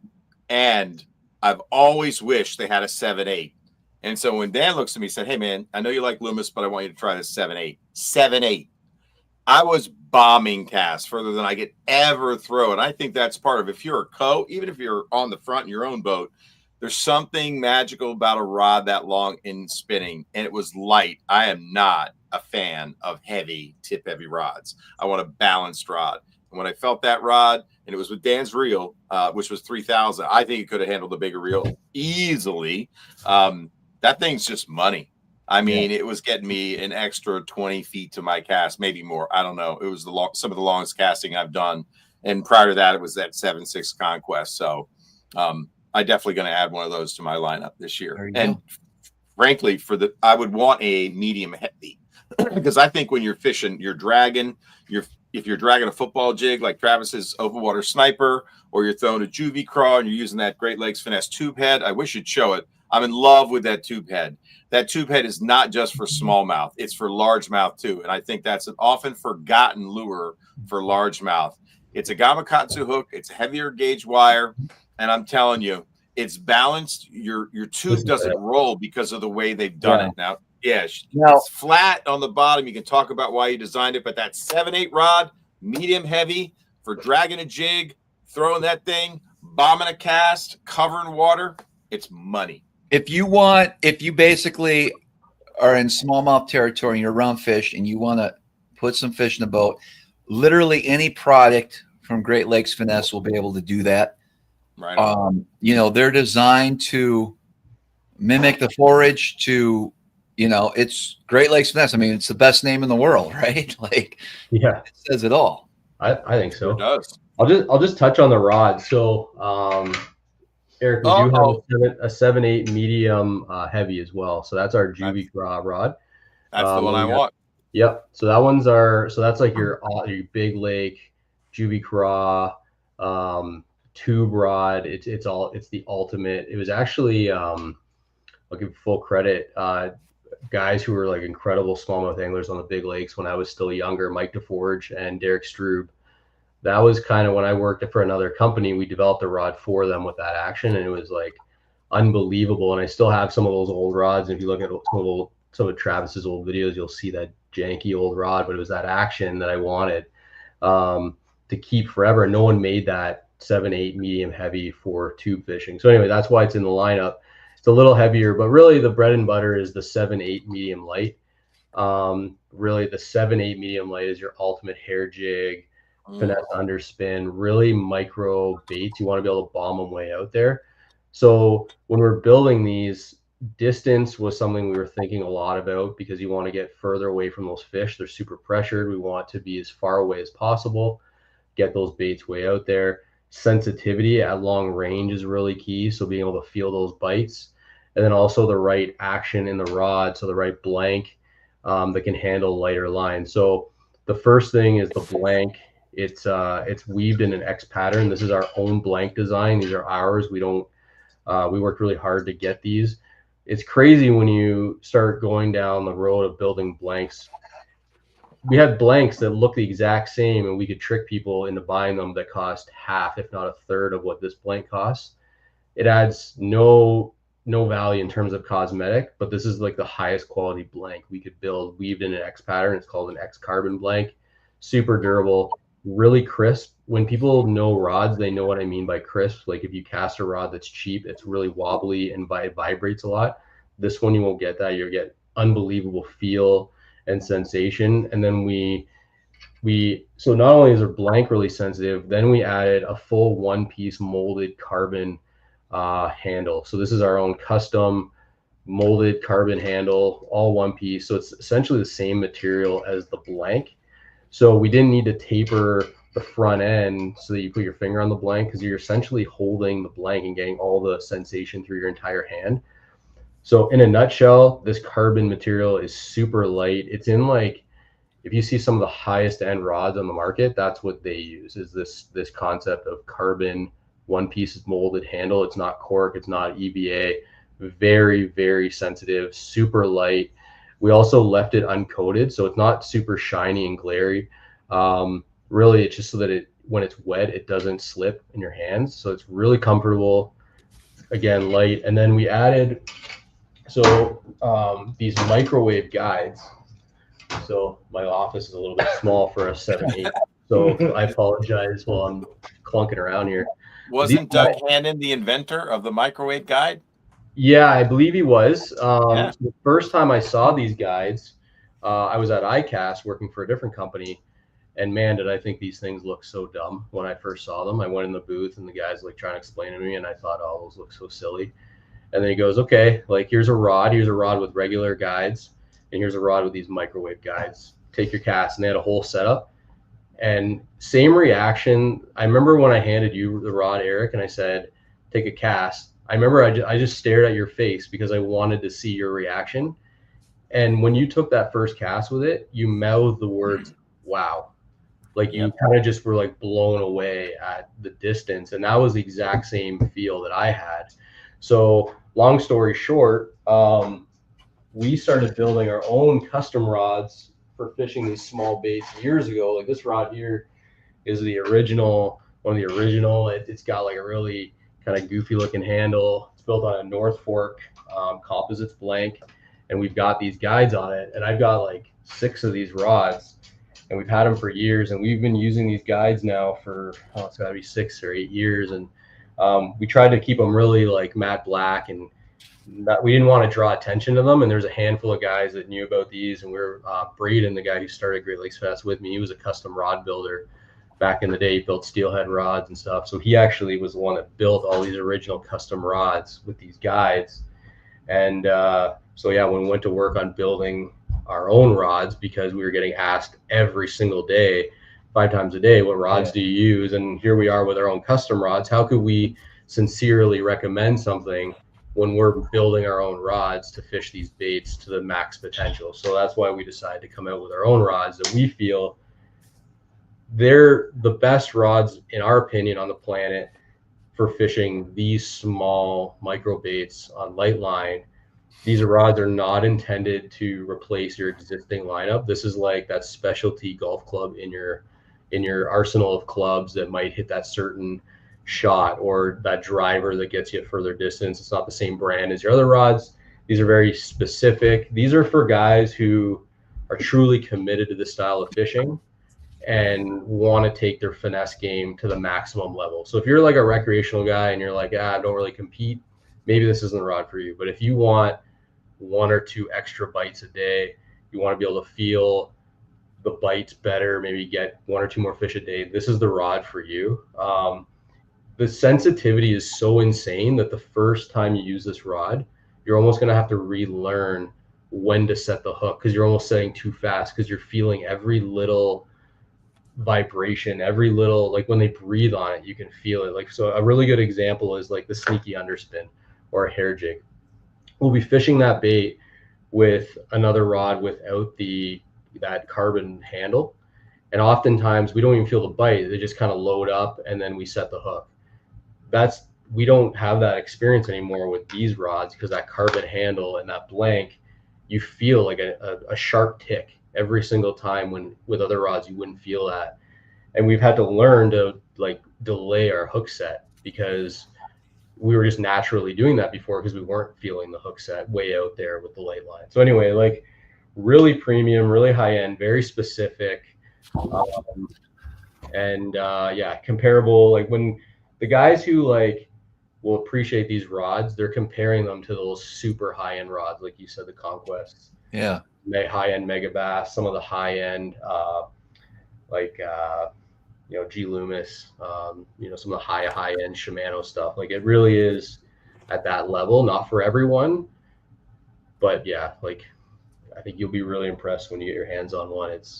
We're really proud of them, and we feel like we built the best possible rod we possibly could have, because ultimately we got to try to beat you at the Thousand Island Open, and these are rods we're using, so we got as many advantages as we can. We will see what happens. I got Big JP on my team this year. We're gonna rock it. That's for sure. Listen, guys, great information on Great Lakes Finesse. I do want to throw a teaser out there. We got a special guest still coming up tonight, so stick around. I know it's past JP's bedtime, but we're going to keep them going. We still got that super chat giveaway. You guys got that monster bass bag with all the baits in there. We're going to pull a winner here. There's still some time if you want to get in on that. Also, if you're looking at purchasing any of the products from Great Lakes Finesse, you can use my code SmallmouthCrush15 at lurenet.com, correct?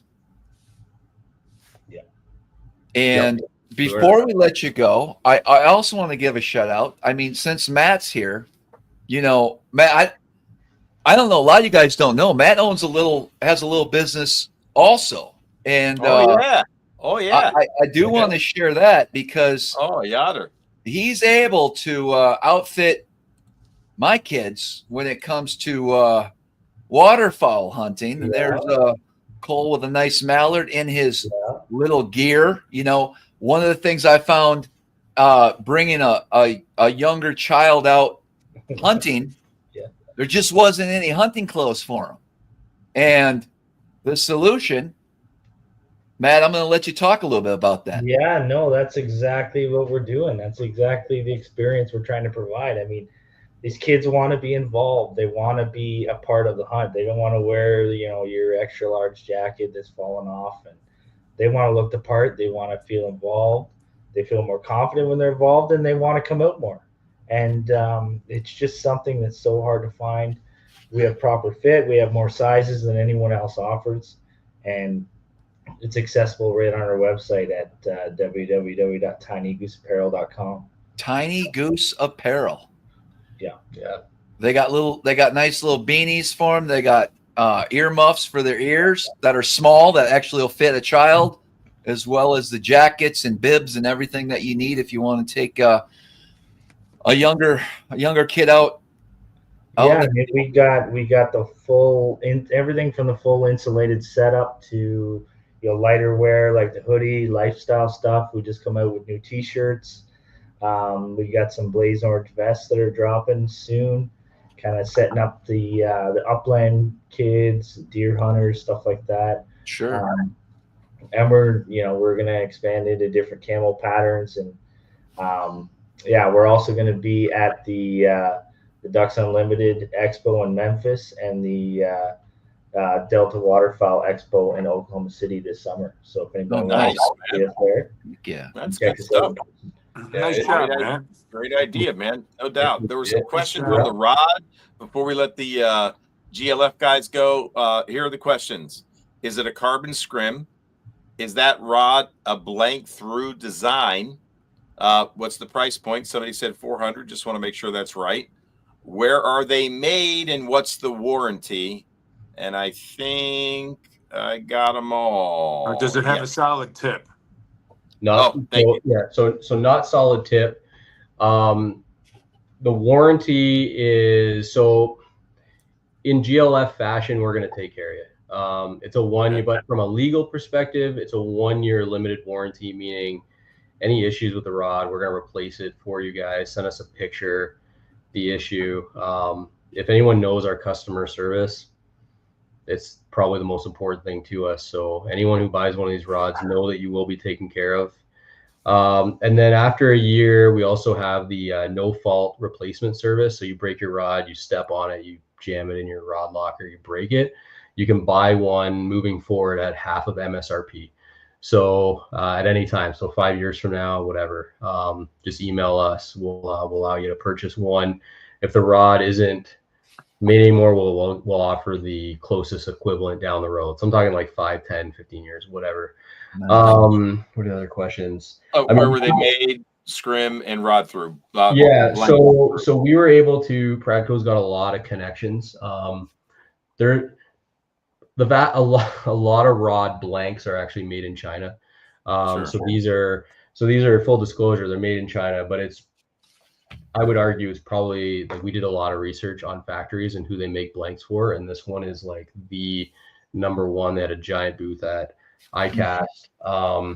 And then, naturally I would be concerned, with a factory I've never used before. So that's why we made sure that we tested these for a full season. So if you go back and you look at our content for the full year, like when we developed the rods, we had them ready to go the previous summer, and then we fished them in the spring. And there was some, not pressure, but there was questions like, hey, like I think we can launch these rods sooner. And I'm like, no, I want to know if these rods are going to last for a full season. So spring, summer, fall, cold weather. And the reason why is not just to know if they're going to break or whatever with fish.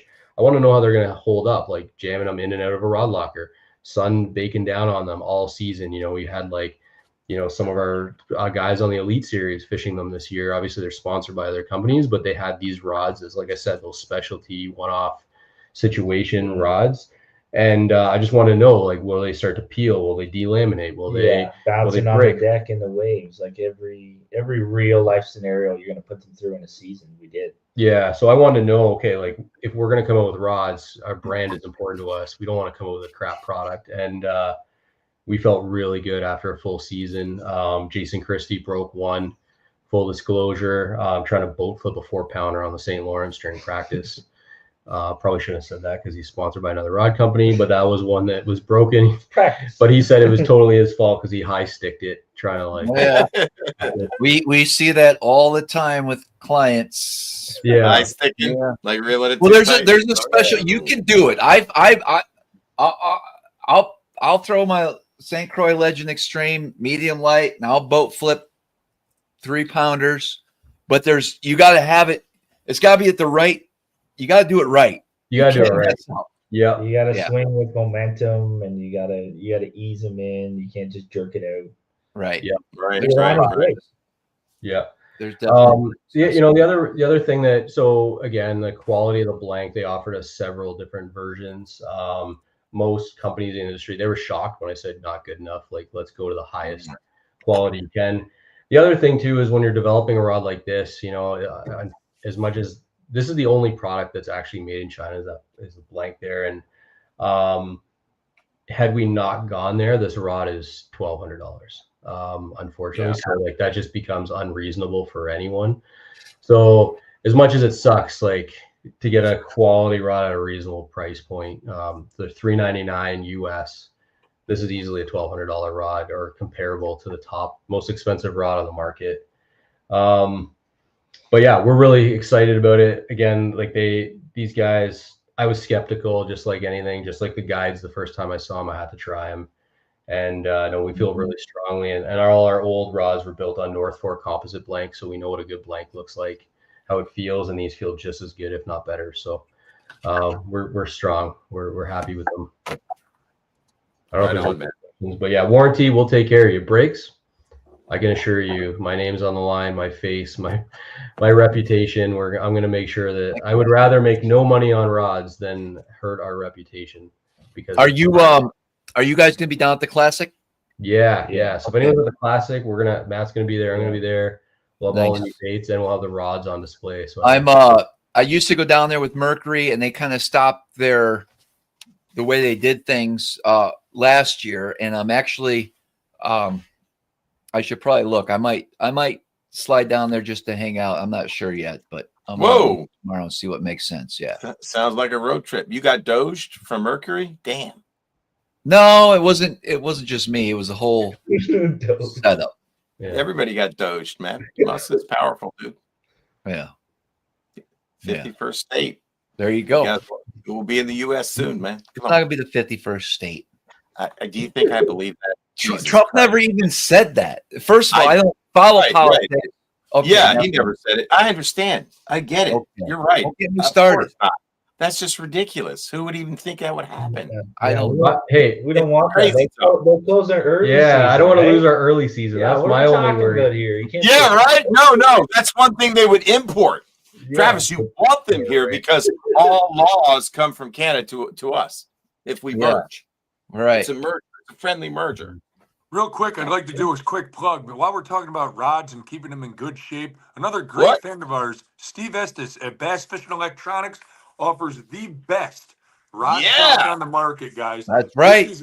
This is a neoprene rod stock. No longer will you be getting your hooks caught in the China. I know. I hate that. That was the mesh. Yeah. We have the brand new Bass Fishing Electronics neoprene rod stocks that Big JP I just did all my rods with them, dude. Steve gave me a handful of them at the show over the wintertime. I'm starting to get ready for the season. I slipped a couple of rods in. I called him up. I'm like, Steve, I need all of them. These things are freaking amazing. And I got to tell you, it's like a pillow for your rods. So when you're on the Great Lakes and you're pounding through heavy waves and you get to where you're going, your rods are going to be in one piece, ready to go, and you ain't going to have hooks tangled up. That's right, JP. Thanks for waking up finally. Right now, Steve's offering a special. Buy 4, get 1 free, baby. So tell him Big JP. Yes. We're actually going to Bass Fishing Electronics. We're actually we're going to try to get Steve on the show here coming up. Yeah. So I tell him I won't do another live scope brand. Don't worry about it, Steve. All right, Dan and Matt, anything else you want to add before we let you go? Because we do got our special guest in shortly. Since we're talking about neoprene cases, every GLF rod comes with a case. Oh, all right. There you go. Yeah, it's not this is a storage. It comes in this, and it's a storage bag, so it's not like you're on and off in the boat. But I figure I'd throw that in there. You'll get one if you buy a rod. Yeah, there you go. Nice. And Dan, thank you. I see Anthony jumped into the super chat. Yes, he did. Look at that, Anthony, for the cameraman. Great show tonight. Good info. Hell yeah. Thank you, He's such a great supporter. This is a good show. Yeah. Guppy's there. He put a sanitizer emoji in there. Guppy, what do you mean? I don't even understand that. I don't know. Neither do I. Gup. I don't even know that guy. Who are you? Guppy. It's JP's friend. We've had him on the show. Yeah, he is. Isn't that Guppy? Yeah, that's Guppy. Yes. I asked if there's anyone new tonight. Is there anybody new tonight that's watching that wants to pipe in and say I'm new? I asked that earlier, by the way. It's the same old freaking people every weekend. Oh, Bass, you. Welcome. That's sweet. Welcome, Bass, you. I love it, man. Is that Justin? Oh, man, that's Justin. I talked to Justin today. Yeah? Yeah, man. I tried. Get out there, get yourself some new products from Great Lakes Finesse. Dan, you did a great job once again, not only tonight on the live show, but your editing on your videos for all your releases is top notch. I don't know who tells you to act that way or promote product that way, but it seriously is. It is some of the best brand new bait drops. I always look forward every year to your videos. I mean that for all I have to say. Whoever's videoing you and editing them videos, that guy deserves more money, because when you guys drop something, it is top notch, man. It's Matt. Matt tells Dan how to act and what to say, and he does the camera work. So Matt, you can thank JP now. Dan, without Matt, Dan, I mean, without Matt, like GLF isn't where it is today. No, there's no doubt. Like, I mean, that's very cool. The content, the fishing knowledge. We did it all just with a cell phone at the start. Just making it work. Thank you, JP. That's really kind of you. And you know what? There's really no acting. It honestly is really easy because it's true, right? I don't need to make anything up. I just kind of talk about what we did, and going through that process, the way we develop baits and everything, like we just tell the story, and there's no hiding it. There's nothing to fake. So I think that's what probably comes out that you're seeing, but I really do appreciate the kind words, and thank you guys. You guys have been supportive from the beginning, all your fans and like the people who support us. Like, you guys don't even understand how much it means to us when people buy a bag of baits. Like, it means everything to me. And it also is super important that people, when they buy one of our bags of baits, if they're going to take a chance on us, that we deliver good results, and they're catching fish. So thank you guys. Thanks everyone. And I did see some people asking about this hoodie. It's coming. It's coming. Yeah, somebody called it a sweater, and I'm like, I don't think he's wearing a sweater, so I didn't ask the question, but I think that's what he meant was the hoodie. So there you go, man. Thanks. Probably right. Waves, the Canadian, was asking him where he got his sweater from. I know. Is that what they call hoodies in Canada? Sweaters? Yeah. Do you? Sweater, hoodie, I don't know. Whatever. They call that a sweater? I'm wearing a sweater. This is a sweater. This is the V-neck sweater. That's a hoodie. I mean, that's a whole rabbit hole, right? Like, we call what you guys call beanies toques up here. No, they're just beanies. I've never heard of that. Toques. Man, I can't help it, you know. all my colleagues in Arkansas, I can't Pencil even have a crayons. conversation. Yeah, I can't even have a conversation with you. I'm gonna put my toque on right now. Just There you go. you know, it's a toque. I'm wearing a toque. What a toque? I never even heard that. What is Nah, the it's out origin there. of the word toque? It's out there. I promise you. What is the origin of that word? I need to understand that. It's what we were told when we were kids from our parents, and everyone, that's what they call them. Yeah. But you know, there is an origin for every word. Of If you course. heard the expression "okay," that guy's okay. How you doing? I'm okay. You know where that came from? No. So there was a college, I think it was a college called. Listen, you guys are tooked up. Don't be tooking on that pipe so hard. Listen. Okay. If you were from Old Kinderhook, you were considered that guy's okay. So that just stuck because okay meant, oh yeah, he's good. He's from Old Kinderhook. Okay. Okay. So okay. there is. Okay, man. So there is an origin for words. Great Lakes Finesse, lurenet.com. Use my code SmallmouthCrush15 on your next order. We did talk a lot. There's a lot going on. We got to bring our special guest on yet, but the Juvie Craw, don't forget about that. You guys remember I made the video. I literally, without live scope, made a cast after cast after cast. It caught 25 pounds in under 10 minutes. You guys remember that video? Yeah. Legit. Yep. And tons of new colors in that, like tons. Go to the website, check those out. They're killer. Check out all the different colors. Keep it simple though. 4 or 5 is all you need. All of them, you know. I mean, it's true. I'm gonna actually let me. I don't have time to do that. So my Great Lakes Finesse box used to be one of these little deals like this, and now it expanded to a big deal like this, and there's 4 of those now. Yeah. Dan had a pretty slick system. That's pretty nice. Yeah. You had a pretty slick system for your GLF hardware. You know, that was nice. It's coming. iCast. I saw it. I'm not saying a word. Okay. All right. Awesome. Well, thanks, guys. You guys are awesome. JP, thanks for the kind words. All you guys means a lot. We'll talk TIO as well. There you go. Sounds good. See you guys then. Right on, man. Yeah. Thank See you guys in July or maybe the Classic or before. Classic. At the classic. I'm trying. I don't know. Okay. Give it a shot. All right. All right, man. Cool. Thanks, right, man. We'll see you guys. Great job tonight. Great job tonight. See you guys. Thank you. Wow, that was good. Very cool. That was awesome. Very cool. Are you guys excited for our next guest? I'm super excited. All of our viewers are going to freak out. Truly, they must be at your house because I don't see anybody in the studio. I told him do not pop in until the time is right. The time is right. Because I didn't want you to know, Eric. I know. I've been knocking on your door. Anybody in the comments have a guess? Let's guess. Let's see what the guests are. What are the guesses for the guests? And JP, thanks for hanging out with us.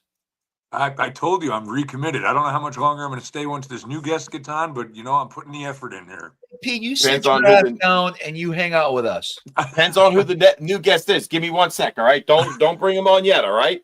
Talk amongst yourselves. Yeah. Don't bring him on yet.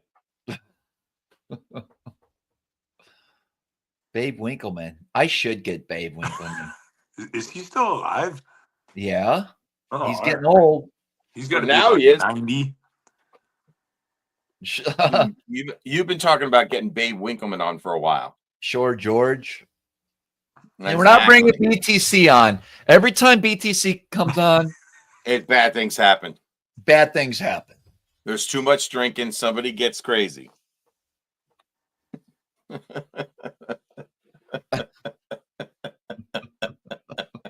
We'll Bill find Dance. Look at all these Randy, George Squatch, Mark Zona, Bill Dance, Willem Dafoe. You know what's fun? RFK. First of all, this guest, you guys will all recognize, but you won't. That's a hint.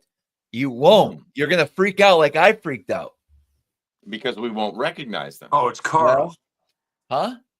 Is it Carl? It's a guest of the show. It's a viewer. Oh, is this someone close to me? What's that? It's a viewer. It's not the operator, is it? Nope. Okay.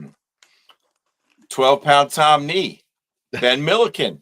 You know what? 12-pound Tom Nee would be a good guest. These are good guesses, man. Somebody wants to see Larry Dahlberg, George, Travis's father. All right, here we go. Are you ready? Hey. What the hell? Look at that flow, dude. Look at the flow. What is that? Whoa, Alex. It's going strong, man. AI Alex. This is Alex's AI bot. Let's go. Oh, my God. Yes, sir. Yeah, it's been almost a year and a half since I saw a pair of scissors up there. Dude, that is tight, dude. That is tight, dude. You look good. You look like a fucking rocker. Like you could be playing in a band like a drummer. I mean, that'd probably pay a lot better than the job I have now, so I'd be all for it, man. Dude, how does it feel actually having a head of hair after having to be high and tight for so long? Yeah, I'm used to it now. Once I was like 6 months into it, I was struggling with it, but once we made it through the summer, I knew it would help in the winter, and then now I'm just looking like a hobo everywhere I go. Look, man, people are loving the flow, dude. They're like, it's like your West Coast grunge, dude. It's curly and it's lush. It's like rock star, bro. I know. When I was go full screen, Travis. Go full screen, bro. Oh yeah, look at that, dude. Let me see the back. Let's see the back. Good God Almighty, that's a bush. Woo! Eric, if you ask me to shake it one more time, I'm gonna make you put $1 in my thong. But I'll do it, man. I got $1 for you. I'll put it in the super chat. Travis will send it to you. There we go, son. Looking good, bro. But yeah, if we did this 2 weeks ago too, I had a beard that had been going for about 2 months. But really, my God, I had that to get rid of classic. It was a little crazy there. I was definitely looking like I just got off the mountain or something. I wish I could have seen. Do you have a picture you can share? Please tell me somebody took a picture. Yeah, I could text you a picture. I got some. Oh, I'm showing that, man. I want to see that, bro. That's awesome, Travis. I knew you'd freak out, dude. I freaking love it, man. What's up, Alex? How you been, bro? Pretty good. I've been keeping busy. Yeah. I'm sending you this picture. It'll include some more fun stuff I got going on. Awesome, man. Are you fishing still, bro? Oh yeah, I have. So when I got out of the military, that was early last year, so that really freed up a lot of my schedule. So I went fishing just about every opportunity I had.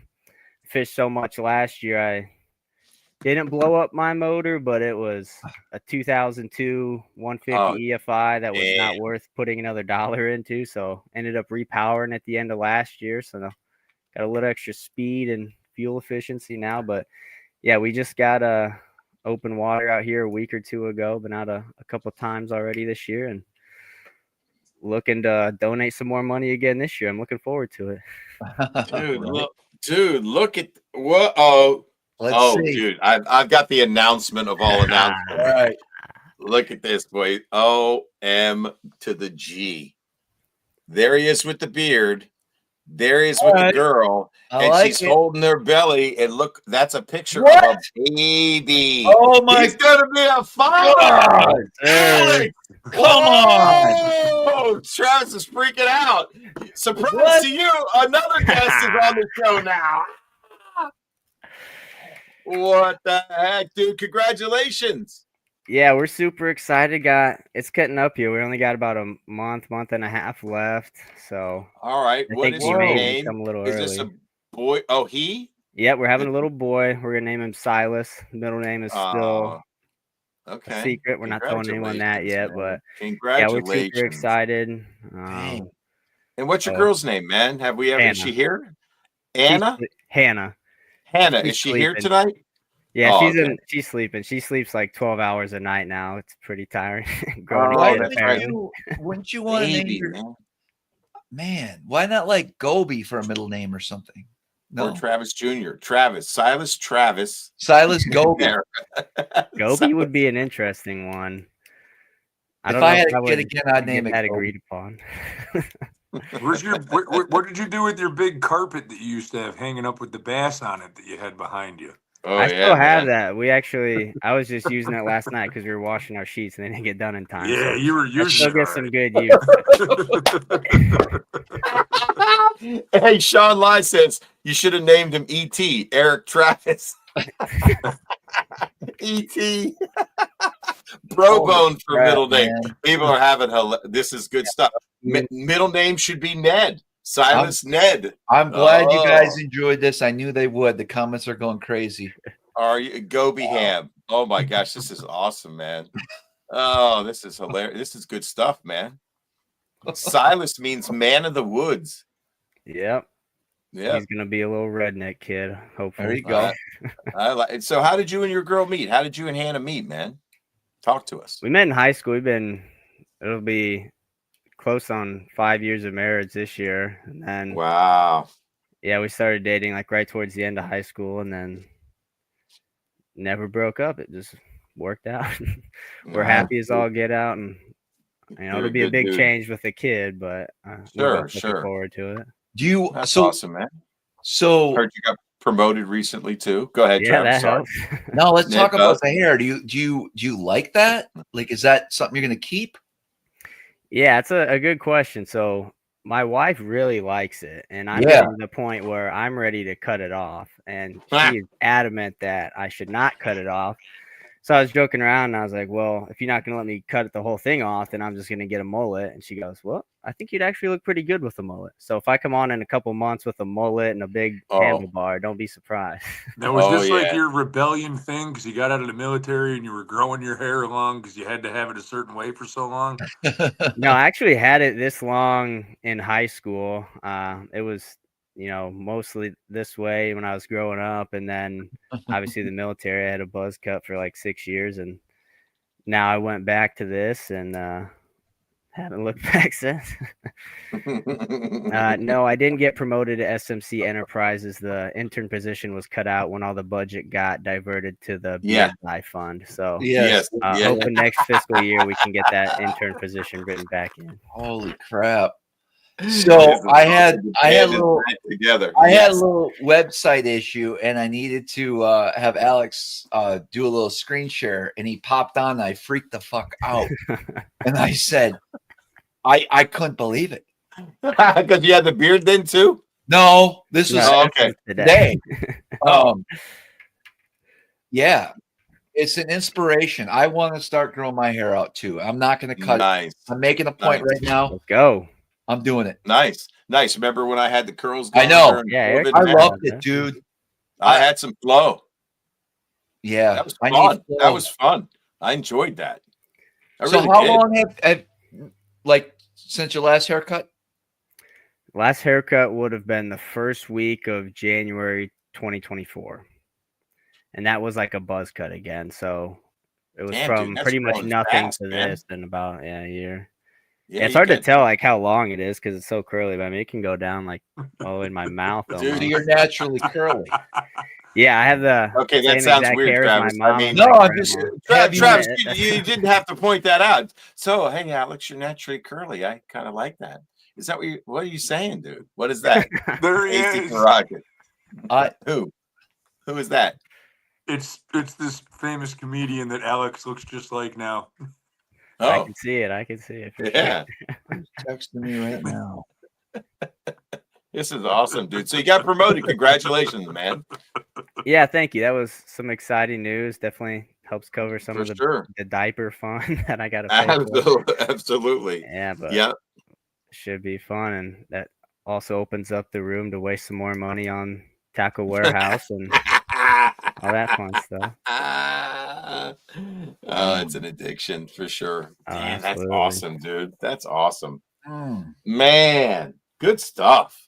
So, Alex, we're gonna invite you up here whenever you want. Ooh. You know what? Screw this. How about this? If you can come up here, you're welcome to come up. May 2nd, 3rd, 4th, or 5th. Just saying. I appreciate the offer, but that will be like the week or the day of me having a kid. So probably can't get that one. Well, no, Travis's normal response is she'll be fine. Don't worry about it. You'll be fine. Yeah, come on out. Yeah, you're a grown man. You don't need to worry about birthdays and any of that stuff, graduations, and we don't celebrate that, Alex. Oh no, I love Travis's advice. I mean, I remember going out with him at the Classic, and he'll give you some advice on what to do on the dance floor. That would be a felony in 48 states, but you can learn from anyone. Are you going to Classic this year? No, so unfortunately, I got offered by Bass U to go work with them again. Had to turn it down. Congrats! So with a baby, he's just growing faster than he's like in the 90th percentile. So they think Steve's got a good point. That's true. Have a hospital in water. Yeah, bring your wife. Oh, and by the way, your baby's growing as fast as your hair does, so it's clearly in the genes, bro. You got hyper growth going, man. It's amazing. But, yeah, there's just like a small chance that he could possibly come like that, the next couple of weeks. And it's like a really small chance, but it's just not something I want to be all the way down. And you can get away. Just saying. I would be very interested. I mean, I would say the odds are slim, but I know it's not that far of a drive. I would do it. I mean, yeah. I mean, all right. Yeah, I'll definitely keep it in mind because it is, Well, anytime. I think we can fit you in anytime. If you call us up and say, I'm coming up, we'll figure it out. Sure. For sure. Yeah, absolutely. Yeah, I got to get in the boat with Eric. I don't even think I've ever met Eric in person before. So. No. Wow. Man. It's only been this. Eric's going to be like 7 feet tall, and I'll never have known because I've always just talked about Oh, my gosh. I can remember the day that I made the call out on a show that, Travis was struggling, man.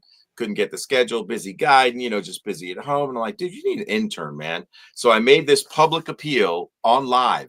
And Alex, you must have been watching. Yep. Because you wrote a letter to Travis, and I think Travis was worried that he was going to have to let people look at his social media, anybody in his business. And Travis calls me up, and he goes, "Hey, this dude reached out. His name is Alex." And I'm like, "Well, what did he say?" He goes, "He wrote a great email." I said, "Well, read it to me." And dude, it was crisp. It was clear. You clearly could communicate. I loved it. I said, hire that guy. And that was before Chat GPT. It surely was. Exactly. That was words from the man's brain. Yeah. Right. It was before Live Scope, before Chat. He's actually thinking. That wasn't before Live Scope. I'm messing with you, dude. Come on. I got to get the dig in. Come on, man. That's my MO. That's right. That's right. So, man, I'm so happy that you actually came on board. We had some hilarious laughs. We had some fun shows. Oh, my God. You got to hear some of my rants. It was crazy conversation. When did you join? Like, what year was it? So it was like the very start of 2021, because my favorite part of that story you were just telling, which I probably told on here before, but so when I emailed Travis, I remember I had just gotten back to school. So this had been like the middle of August, maybe the first week of September. And so I didn't hear anything back for like a month. So I was like, okay, he just is not interested, doesn't want to, like, whatever, worst answer is no, worst thing you say is no. So it's kind of didn't think about it, forgot about it. And then in like the middle of November, I get an email. The subject line just says Travis, and it says, "Hey, I'm interested in working with you. Email me back." And I'm like, "What the hell? Is this a scam? Like, I don't remember who is this Travis person." And I was so close to deleting the email. He's a man of few words. And so I was about to delete it, and then I saw the email address out of the corner of my eye. It said SmallmouthCrush.com. I was like, "Oh, that Travis." So I emailed him back, and then like 2 or 3 weeks later, he calls me. He's like, "Yeah, if you're interested, I'm down too." And then it worked out well, and Travis was able to help get me in at Bass U, and had a great working relationship over there with all of them. Still keep in contact with them, and it was a great opportunity for everyone. I could not be happier with how it turned out. You know why it took a couple months? It took him that long to scrub all his Instagram DMs.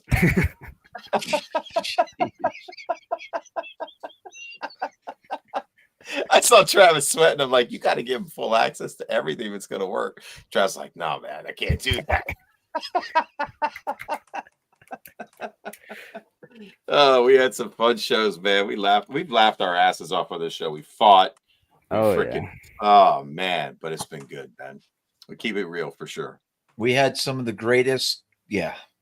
I mean, I remember one time we went for 8 hours from the time I sat down to the time I got up. It was 8. It started at 8 p.m. and Yep. TK Tackle Craft was on, Yep. and it went till 4 a.m. And Come on. Rich from Bass U was asking me to do something at like 8 a.m. the next day.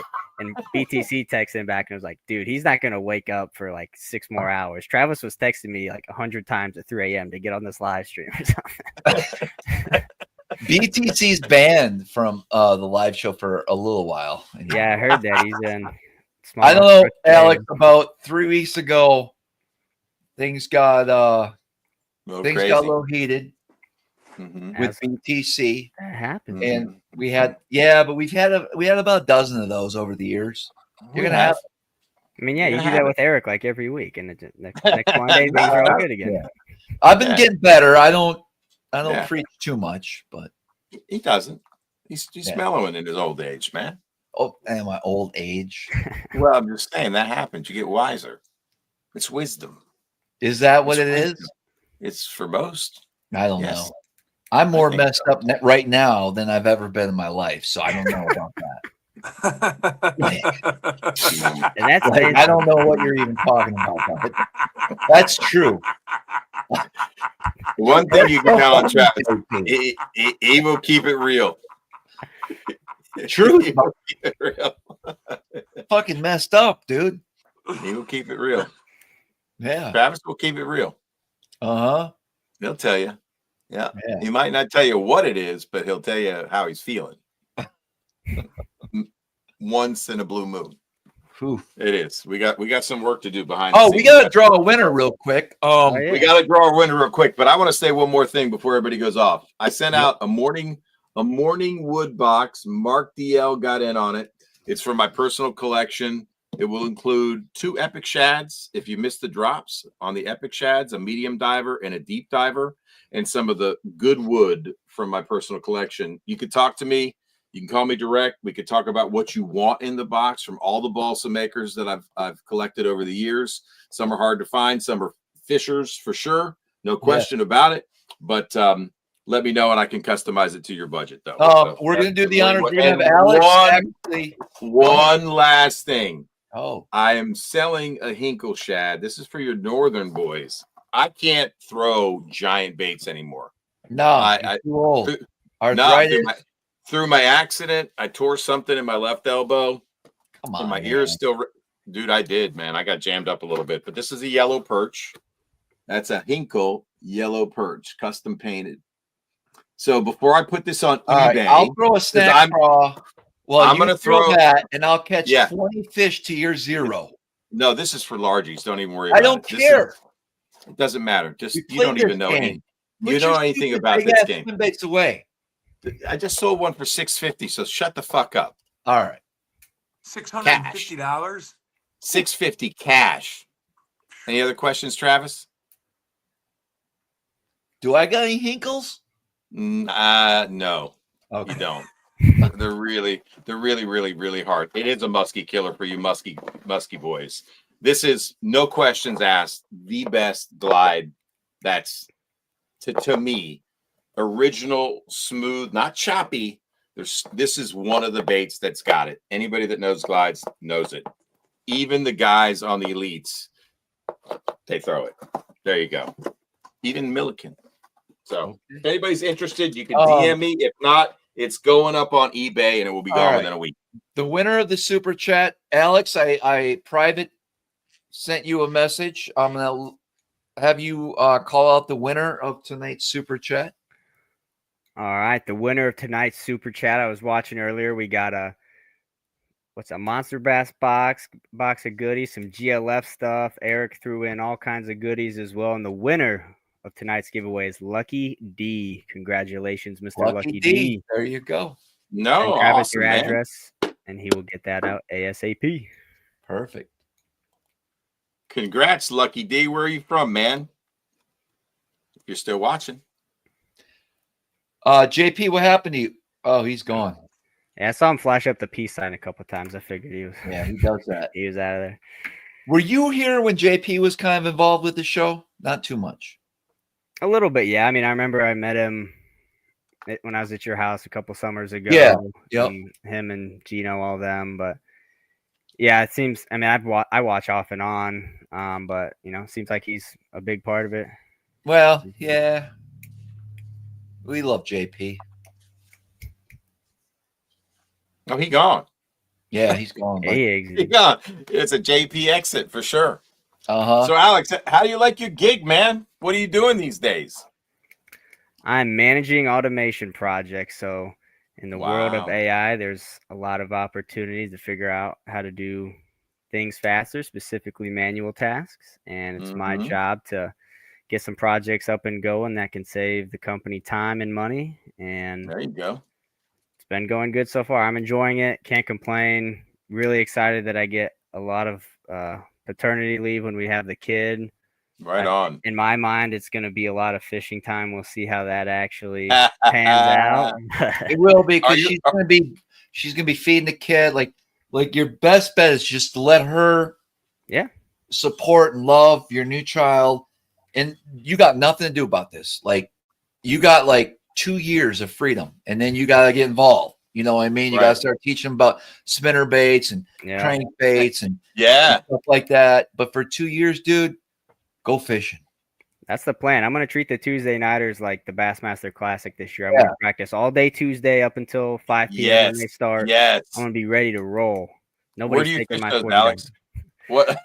Geist Reservoir in Indianapolis. My opinion, best lake in the state. The only thing that sucks is the boat ramp fee. $20 during the week, $40 on the weekends. So that adds up quick, but it's a great lake. Yeah. Damn.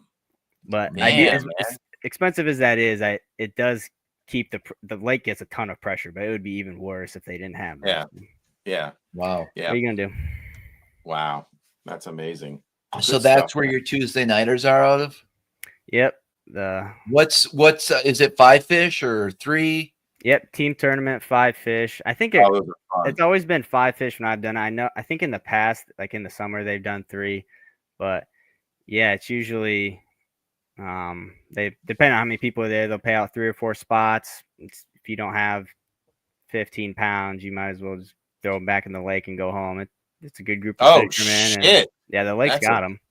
That's amazing. Sure. Do they do a big fish award as well? So you got a shot. If you don't win the big bag, you get big fish. Yeah, there's big bass, and they do a gradual one as well. So if you buy into the club, and it's like a gradual pot that builds up throughout the year, if you break the big fish for the year, you get like $1,000, and then keeps going into the pot for the classic at the end of the year, which is a fun event. So yeah, we did that on my Never on Sunday club. We won a couple championships. I had 2 different team partners, and we won 2 championships, and I got big fish of the year, which was a 688 out of the that was spring Furnace Bay, brother. Swimming a lizard in muscadine, in muddy water. Muscadine.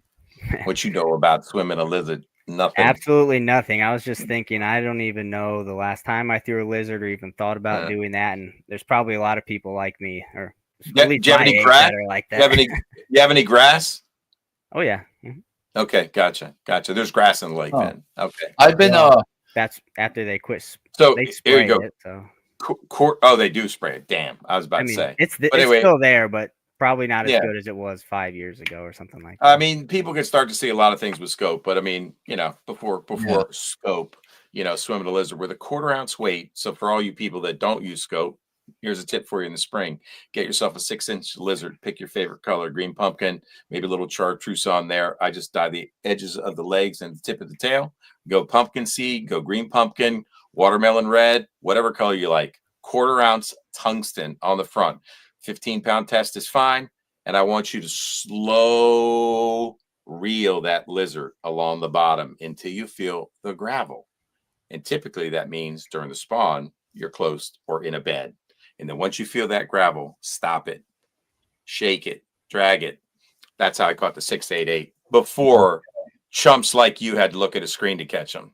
No, I didn't like that. But whoa, what do you got to say about that, bro? I'm fucking fishing.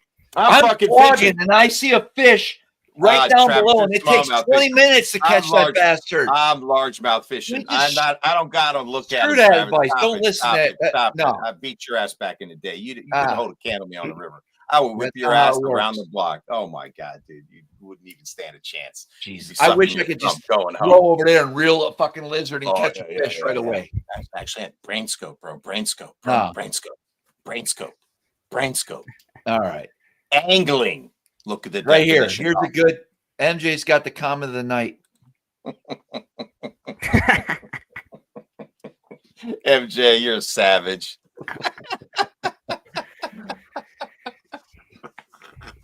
Come on, man. You know we love the debate. Like, you come on, man. You come on. Nah, you come on, man. I'm an MPFL fan. What do you say to that? Oh, geez, you would be. Exactly. I like the variety. I still watch MLF. I watch this guy scope a little bit in a period. And they got a fish for two. I know you don't. You never watch professional fish. You just pretend to like it. Yeah. But you secretly watch it, but you never admit I it. follow stuff. I knew you did. Listen, I was thinking about trying to get some sort of Tuesday night or Wednesday nighter up here. That's right. Yeah. I'd love to do that. Riley Brody, I should come out with brain scope shirts. You're goddamn right. I'm going to do it. Tom Pavlov says there's Onondaga's got tournaments on the weekend or weekdays at night. That might be interesting. I could come down for that. Yeah. But I'm seriously thinking about doing a weekend nighter out here out of Clayton. Yeah. Oh, that's so smart. Yes, Travis. That would be fun. Just to do something. Yeah, dude. Yeah. Do it, man. Are you kidding me? I think that's a great idea, bro. I'll even send you 6 giveaway boxes from the Bass Lab. I'll donate. No, they do that. I support the Chester County Opens. I don't know if you know that, but I donate 6. Oh, they hit me up years ago for money. Yeah, but what did you I know. Did you do it? Yeah, I paid. They put my logo up. Nice. Oh, that was nice. You just paid cash. I put boxes together. It's a little tough. I sent some buffs over there. That was nice. Only you two could argue about who gave to charity better. I'm just saying. Hey, listen, I was down at Cortland last week. I did a podcast with them. Cortland, oh yeah, you sat down in the chair with them. You've done that twice now. Yeah, I was with Brooks and we talked and how's it Brooksy doing? Brooks is doing good. He wants in. He wants in. He wants into what? He wants to be back on the show. Oh yeah. We got to get Brooksy on, man. He's hilarious. I know. God, there's some good guys in this whole thing. That we've met a lot of great people doing this, and I apologize for slacking off. Not really. I mean, you did. No, you did. You had it right the first time. Let's be honest. Okay, keep it real, bro. I'm fired up though. Tonight's show was good. It was good. Yeah, you brought the heat again. You brought AI back on, man. Are you kidding me? Yeah. Freaking awesome. How many likes we got on this screen? Tell me how many likes. I don't even know. Everybody push the like button. There's 153 watching now. We should at least have 153 likes. And please don't forget to share the stream with a bud. Come on. There. I liked it. There's one more. You know what I mean? Exactly. Yeah. MJ said, "Did you get me my braid while you were there?" Nope. You got any sinking braid coming out? That's all the rage nowadays. No. They I did get a nice little pile of stuff. It's I love their products. Like they know they got me. You know what I mean? Like heck yeah. Good stuff. Yeah, if it's good enough for Travis, it's good enough for probably 99% of the people. Yeah, I'm pretty. I'll tell you, if the shit don't work. Like damn right. You know, but yep. So I'm going to take the next 30 days to kind of understand what's coming. Meaning what? I almost spit my water out. Well, I got to start working again. Yeah. Okay. Yeah. Tell us more. What do you mean? You stop working? Yeah, this is my vacation right now, and there's nothing to do up here in upstate New York. In the winter months, I go dig for some perch. I literally got a million ideas for you how you could build this business. Do you want to talk? Yeah. I mean, I would like to talk, but what's going to happen on April 15th is guide in the afternoon. Guide in the afternoon. Guide in the afternoon. I will not have. When did you stop guiding? November. Yeah, you decided to go duck hunting for 8 weeks and ruin your elbow. Okay. And then what happened in December? That was last year. And then what happened in January? And then what happened in February? I don't know. You could build the shit out of this thing, man. You just don't see it. You're All killing right. me. All But right. it's up to you. It's up to you. No, I'd like to. I mean, it's up to you, man. I got some good stuff coming forward. Here's what I will commit to guide day videos. Like we did that last year, and then I had that boat start on fire and shit. That was a problem. That messed with my head. You had quite the year. Yeah. Yeah, You I did. really fucking did. You really did. It was the best 2 years of my life. Which years? The last 2 years. It was? Yes, you don't know it, but it was. Okay, well, we'll talk. Okay. Because now you got me really scratching my head. But I understand. I had a lot of issues. But it was the best too. In this last 30 minutes, he said it's been the best 2 years of his life, and he's crazier right now than he's ever been. So who knows what he's on, but I don't know. And then 30 days is gonna have to start working again. The guiding business is what you're saying. Yeah, I do like to work. who doesn't? Like I do, man. Okay. So I don't know, bro. Listen, I'll tell you last week, I told you the story. I think I fucking drilled 85 fucking holes through the ice. And that's a lot. I found 2 perch. That's crazy. Like that kind of day will just fuck with you. Yeah. Can't you just They're live just scope perch, man? Can't you just take your transducer and swirl it around the ice like an ice machine? 4 feet of water, you can't do that. But if there was live And scope, I put the Why don't extender on it. If I want to really do it right, I don't know if the transducer. I think the transducer is like 2 inches above the ice now. Like, and I didn't have time. I didn't want to. I don't know what I'm doing. In Eel Bay, some other places I do. Okay, I you're couldn't find learning the Eel perch, Bay. bro. But I met a buddy named Bill. All right. So there was a guy doing You the same making thing I was doing. There was 5 dudes up. One guy was playing 70s rock, really fucking loud over here, a mile away. Yeah. There's another group over here. I got in. I got suited up. I'm ready to go. I'm walking, drilling, punching, and then I backtrack, and because when you drill, I think you scare fish, and sure. I saw another guy on a 4-wheeler. He was doing the same thing all morning long with me, moving around. Finally, I got within 100 yards of the dude, and finally, I'm like, I gotta go talk to this guy. Yeah. So I start walking over there. He can hear my footsteps coming. He knows I'm coming, but he's not looking. He's still jigging in his hole, but he knows I'm approaching him, right? Yeah. And I don't know what this interaction is going to be like with a stranger. Right. Could have a on pistol. ice. A lot of these ice fishermen up here, man, all they do is smoke weed and drink. Like you don't know what kind of personnel you're going to get. Okay. I'm just saying. Okay, I didn't know, man. I don't know. I never met ice fishermen. That's what people do in upstate New York. Smoke weed and drink. And drink on the ice, yes. All right. Nothing else to do. But this guy I thought was different. So I start walking over to him. I got within 40 yards and I had to give the hey. You know what I mean? So he knows I'm not like. Sure. And then I had to kind of give my credibility to him. Yeah. Hi, I'm Travis Not from shoot SmallmouthCrush. my guts out, but at least let him know that I'm kind of legit. Okay, got you. Tell him who you are. Let him know there's no threat here. I'm just curious. Yeah. Okay. What? So you're yelling from 40 yards away. Hey, I'm not threatening you. I just want to come say hi. I want to let him know I'm coming towards you. And what'd you say? I left all my gear 100 yards back. It's just me. Yeah, I got no weapons. Nothing. Did you raise your hands as you're walking over? Did you raise your hands like I've got no weapons? I'm right. You're showing them the palms. You just want to say hi. Just want to say hi. All right. So what happened? Did he say anything when you started talking? Yes. What did he say? No, he was cool. He was loose. He loosened up immediately. Okay, gotcha. I said, "Hey, how often do you fish here?" Yeah. He says, "This is my first time this year." Wow. All right. In this bay. Got it. I lied. I said, "Mine too. Been there a couple times." All right, no problem. But I go, "What's the deal with these fish? Are they schooled up? Like, you got to keep moving? I see you and I are the only ones working."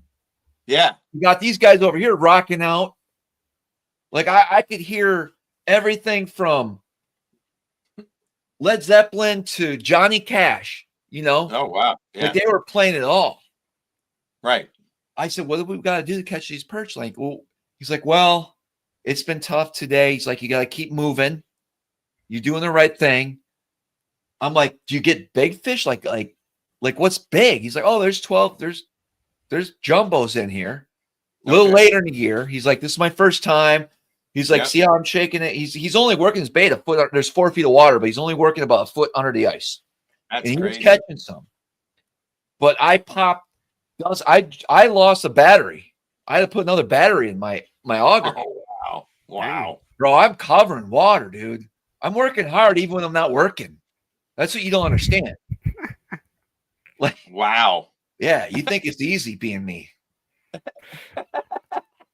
Dude, you try to I got that big ass Toyota lifted truck. You try to lift a shanty and sled and shit back and forth off of this thing. That's crazy. Walk out there in slush, pockets of slush. That's a lot. Punch holes. You got to want them perch. You got to want it. You got to want them perch, man. Anyways, so good conversation. What's his name? Bill. He owns Bill Speed. He just retired. Oh, wow. And like a feed store? Like a feed store for animals? Feed store up here. I got you. Okay. I told him I do a little fishing here and there. Yeah.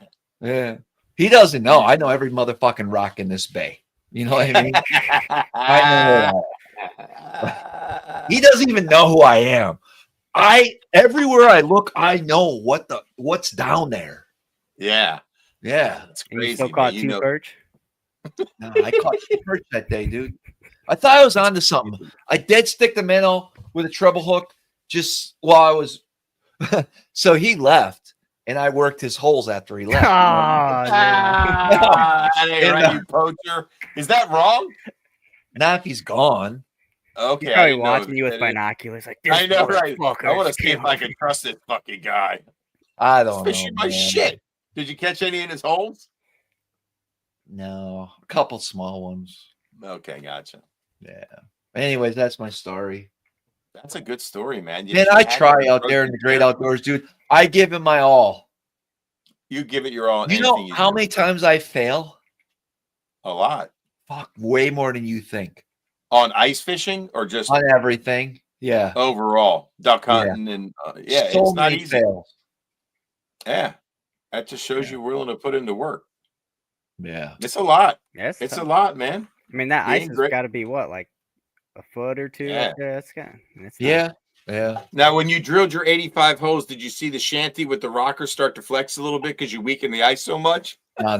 There's plenty of ice out there. How deep is the ice right now? Thick, I mean. I mean, it depends on where you're at, but I got to put that comment up.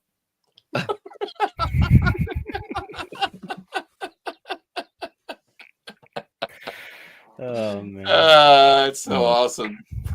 Jerking somebody else's whole thing. So don't put Travis for guiding. That's a good one, man. I will say it right now. I'm the hardest working fucking guide out there. For ice fishing? No, for smallmouth. Like if you book a trip, right. I ain't giving up on you. You never do. I will. You might run out of gas, but you will catch fish. That's right. That's right. I've seen it. Yeah, he does. He works to find those fish. I do, man. You do. There's no doubt, bro. I can't wait for this season, man. It's coming quick. It's coming quick. Okay. And like I said, I really like to do my commitment to you guys that are watching this right now. I truly do want to do a video a day while I'm guiding. I'm going to ask my clients if I can film, and it's going to be short. It's going to be what's working today. Boom, boom, boom.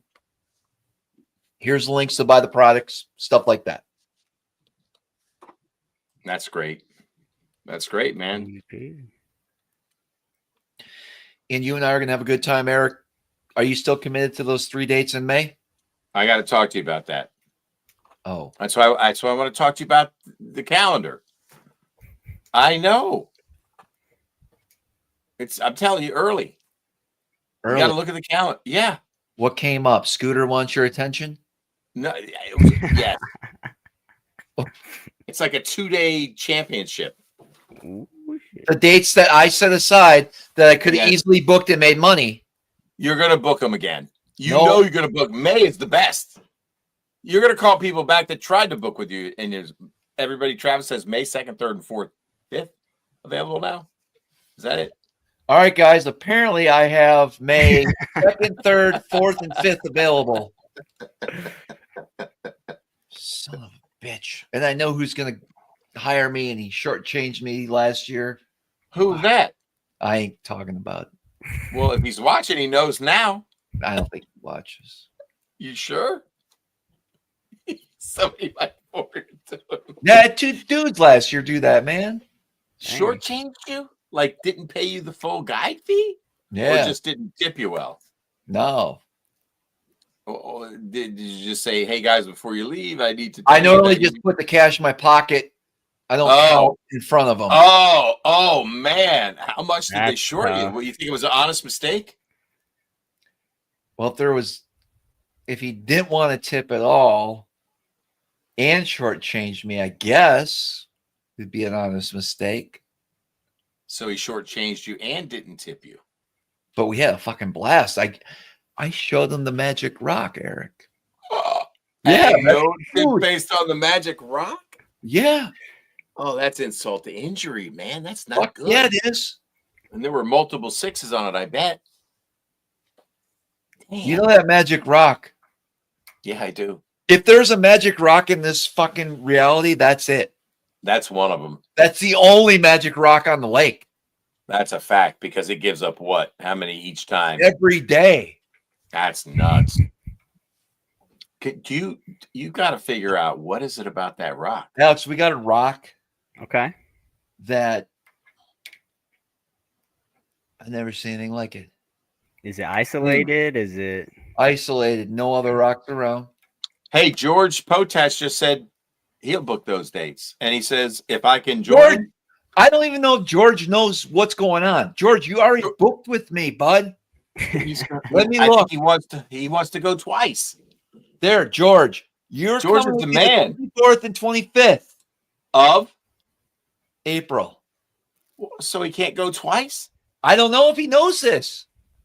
George, do you know you just told him, man, he doesn't know his schedule. he's double dipping? There we go. He's double There dipping. you George Hell is a yeah. very successful businessman, and I know he knows I love the schedule. George is Man, we had fun. George is a friend. You know what I mean? George is a friend, man. He's he one got of the to see coolest dudes. Yeah. We had a blast. I really loved it, man. That was a fun. I love fishing, George. George is fun to fish with, man. Yes. You get a lot of That's how return you- clients, Travis. I do. Oh yeah. Oh yeah. Yachter. Yeah, I've heard stories of some guys. I mean, they won't even take on new clients because their returners fill up the entire schedule for the whole year. I'm not there yet. Here, I'm gonna actually You for will anyone be. that's curious, I'm gonna copy. I'm a little worried. What do you mean? There's my dates. I got a lot of dates to book yet. What? Yeah, there they are. Is that atypical? No, I think I went through this last year as well. And Okay, so I can pick some of those dates then. if you want to take money out of my pocket, sure. Say that.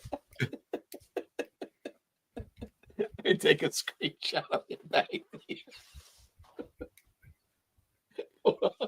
Oh, go back. I always get nervous, but I do get calls throughout the season. But I'd rather have. You know you're going to be fine, man. now. You know you're going to be fine. You're going to be fine.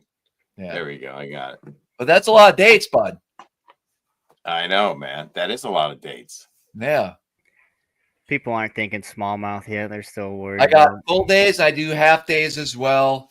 I did raise my price a little bit this year. I had to. I burn well over $100 a day in gas. Oh, And so I had to bump it up a little bit. Yeah. Yeah. Yeah. Yep. But we'll see. We should be good. You running the same boat as last year? Yeah, I got my boat in July last year, so Oh yeah, that's right. I forgot your other one caught on fire. That little fire issue. Yeah, that's no good.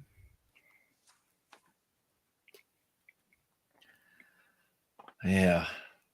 What else are we talking about here? Man, I mean, the return of AI, that's pretty amazing. I want to go back to your magic rock. We didn't get too far into that. Okay. Yeah. So it's let's talk about isolated. It's isolated. I found it about 4 years ago in the summer. And then JP found it. No, let me tell the story. I'm messing with you, man. Okay. I found the rock 4 years ago. And I didn't catch anything off of it when I found it. And I went back to it maybe 4 or 5 times that year in the summer. Mm-hmm. Never caught anything off of it. And then the following year, I never went to it. Last year was the first time I went to it. And I went to it I was solo, early season before I had trips. I noticed there was 2 or 3 fish on it. And I thought, okay, cool. They're here in the spring. And I left. And one day I was in the area. I went with a guide trip. We pulled up to it. They caught like 2 or I said, here's a rock up here, cast to it. They caught 2 or 3 off of it. I said, we're probably going to have to go pretty soon. And we stayed for like 2 or 3 hours. Okay. And then I was like, holy crap, man, that was wild. So I went back the next day and next day. I go back every day. And one day, JP was struggling hard. And I cracked him. And I said, JP, there's some fish around here. You might want to come in. And he couldn't catch anything. It was just us because of that rock. I took Eric to that rock last year. I filmed some episodes off that rock. You remember that rock? What's so special about it? Man, that's hard. That's hard to figure out. That's what I'm trying to figure out. Is it the area around it? Is it a root? Is it bait? Is it that there's an undercut under that rock? See, that's what I think. I'm just wondering. I'm just talking out loud. Yeah, it's just it's a rock that it's a big rock. Yeah. It's people probably don't know one of how the big largest it is. rocks I have. Yeah. And I went back this summer maybe a handful of times. There's never a fish on it in the summer. That's wild. So it's only an early season or late in the season rock? Early. Yeah. That's wild. People want to know how big it is. How big would you estimate it is compared to a 21-foot bass boat? Well, it's got to be 5 feet wide. Yeah. And it comes up 5 feet. Yeah. Damn. Just a big ass boulder. Yeah. It's a monster. Maybe it's just the sheer size of it because it's the biggest rock you have. That could just be the answer. What do you think, Alex? He said it's the biggest rock, biggest boulder he has in terms of width and height. It's only in 10 feet of water, though. Right. I guess that would make sense why you're saying it's a springtime thing, because it's probably a little warmer than the area around. Yeah, but in the summer. Okay, somebody, who did I talk? That zone, the zone I'm in, I don't know who told me. It was either JP. It had been somebody I know. They said Seth Fighter fished that area in an open or not an elite series in the summer and caught them off of that flat. So I don't give it much attention after the spring. I probably went back maybe once in the summer, and I know how that goes. You can go one day and they're there, and one day they're not. So right, I don't want to say they're not there. Right. It's just interesting, you know. Tom Pavlos says he knows it. He goes, "Yeah, I know exactly which one it is. It's out in front of a huge flat full of little boulders." Tom, congratulations! You just described about every flat on the Great Lake. Stop it, dude! You're talking crazy, Tom. Congrats, dude. It's Yeah, every I'd love flat to up find a there. few more of those spots, but Yeah. Yeah, that was gonna be my next question is how many more of those magical spots do you think not only have you not discovered, but other anglers? there's a few. Eric and I found a shipwreck last year. That was amazing. Travis That had me got standing fish. up on the deck of the boat, and he's like, "Dude, I need you to look for clean. We're looking for good rock." And so I knew what to look for, and he's idling pretty good, man. Yeah. And I'm up there, and I'm like, "Stop, stop, stop!" And dude, there is literally a freaking ship, and they were all over that thing. Man, that's That was awesome. crazy. How big And was the ship? Like a like bigger than 40 his bass boat, 40 foot feet. long. Yeah. Alex, this thing was a monster. I lost a couple of monsters off that thing, man. If you did not get them out of that joker fast, sorry, dude, you were done. Yeah, there was a day I was able to really spend some time around it and see the layout. How was it? How was it? Good. We always catch. There's never. You're good for 3 or 4. Okay, that's not bad. It hasn't been loaded. It's amazing. But I found a lot of stuff. Adjacent. Yeah. Okay. Around. All right. How about that one flat that you and I fished when the wind was honking and it was everywhere? It's where I caught that. Darius King sent me a golden color. I went there after you a week later, and guess who was there? Who? The boys from Great Lakes Finesse. No way, dude. Yeah, I understand. They were up in there catching all my fish. Now we videos. understand why. So, Alex, Yeah. we are pulled down, and the wind Okay. is at our back, and the fish are everywhere. They're very specifically on certain rock. Okay, so now we know the pattern, right? And Travis has amazing eyes. You know, he can see stuff way before I do. And so I'm now trying to get ahead of him because he will lift the poles and drift to the next set of these specific rocks. And before he pulls the poles up, I see one that is an impossible cast away. But there is literally a 25-mile wind at our back. Alex, I go for it. I go, Travis, I'm gonna hit that rock. He goes, what rock? I go, that one way out there. Dude, I literally took that 7.6 Loomis and I launched it up in the wind. And it sailed. I don't know how far that cast was, Travis, but that's the longest hookup I've ever had fishing anywhere. It's like we strolled. I don't even know, dude. It was I don't even know. I don't even want to know. Yeah, I landed that fish. Hell yeah. Hell yeah, dude. That was fun. That was a fun day, dude. So God, that was fun. So on my maiden voyage of my Camus, I didn't fully charge my batteries. Yeah. New one? Okay. I didn't fully charge my batteries. Yeah. And my power pole charge didn't come in yet. Oh, dude. And I got stranded way up in this zone. Okay. And while I was using the trolling motor to get out, I did find a boulder. Ooh. This was in July. Okay. But it was a big boulder. Yeah. And I'm excited to go back this spring to that. That could be the deal. Okay, yes. So Riley Brody, that's a good one, man. He wanted to know if the shipwreck we found was the Edmund Fitzgerald. No, that's in Whitefish Bay, bud. Come on. I don't know. Just putting it out there because I like it. Do you do anything special to celebrate that day, Travis? Do you like go out on the lake and no? It's normally duck hunting and besides when Edmund Fitzgerald sunk in '74, there was also the like around that time frame there was the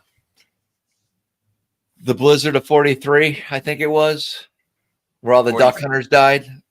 In 43, there was a blizzard? Yeah. Same lake? Yeah, let me look. How would you even know this? How do you find this stuff? This is the other job Travis has that nobody knows about. He says he's Let's just be honest. He's got the go fired up, ready to rumble every day. You know he does. 40, sorry. That's all right. Armistice Day, blizzard. And where was that blizzard, though? Here? Upper Midwest, Minnesota, Wisconsin, Michigan. Okay. Yep. Took a lot of lives. Nice. Yeah. Damn.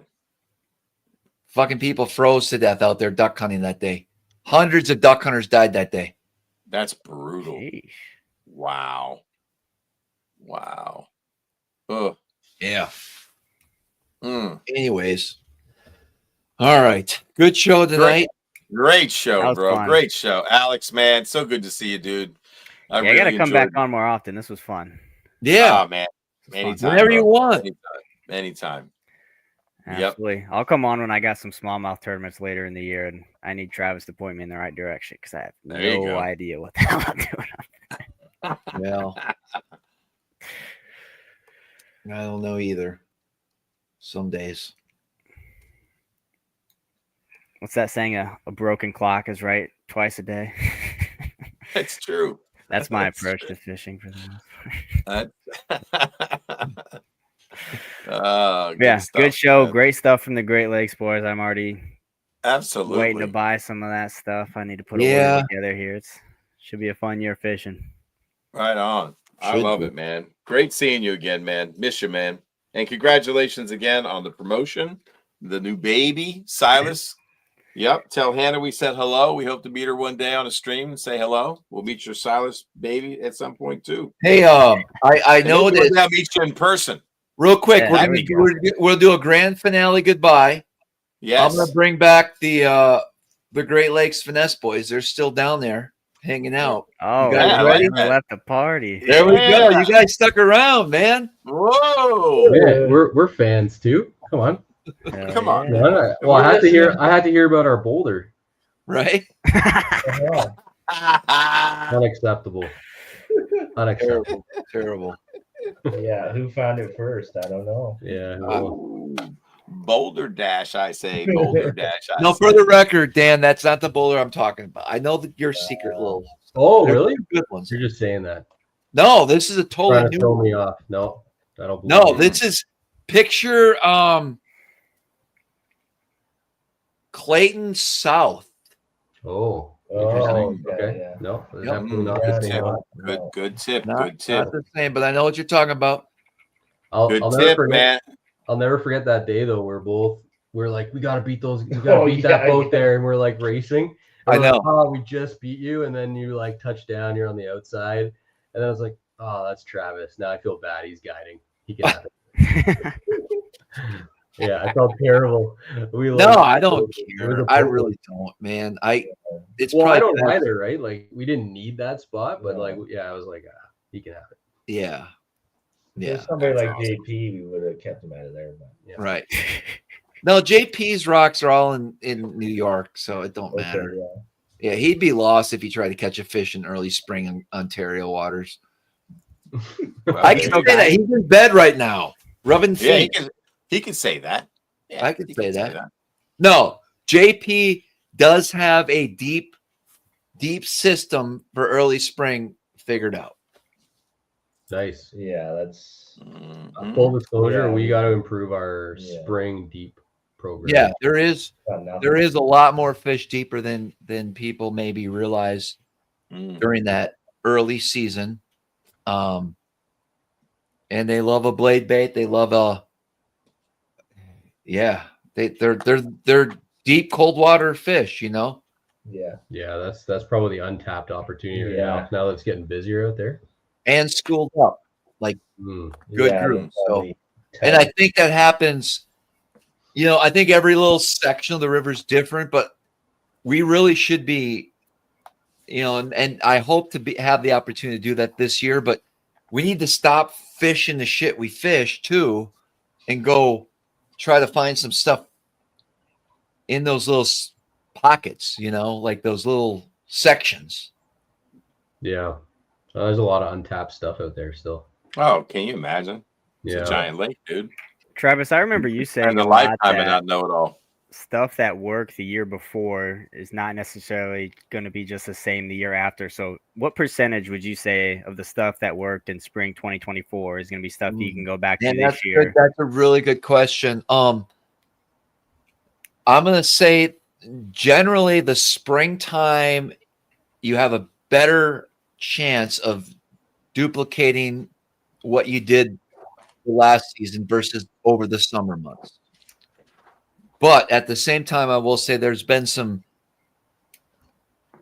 I don't want to say community holes or general areas that have not always been as good as the year before, but your your small little areas, your secret sneaky spots generally will produce where some of the major areas may not be as good as year before.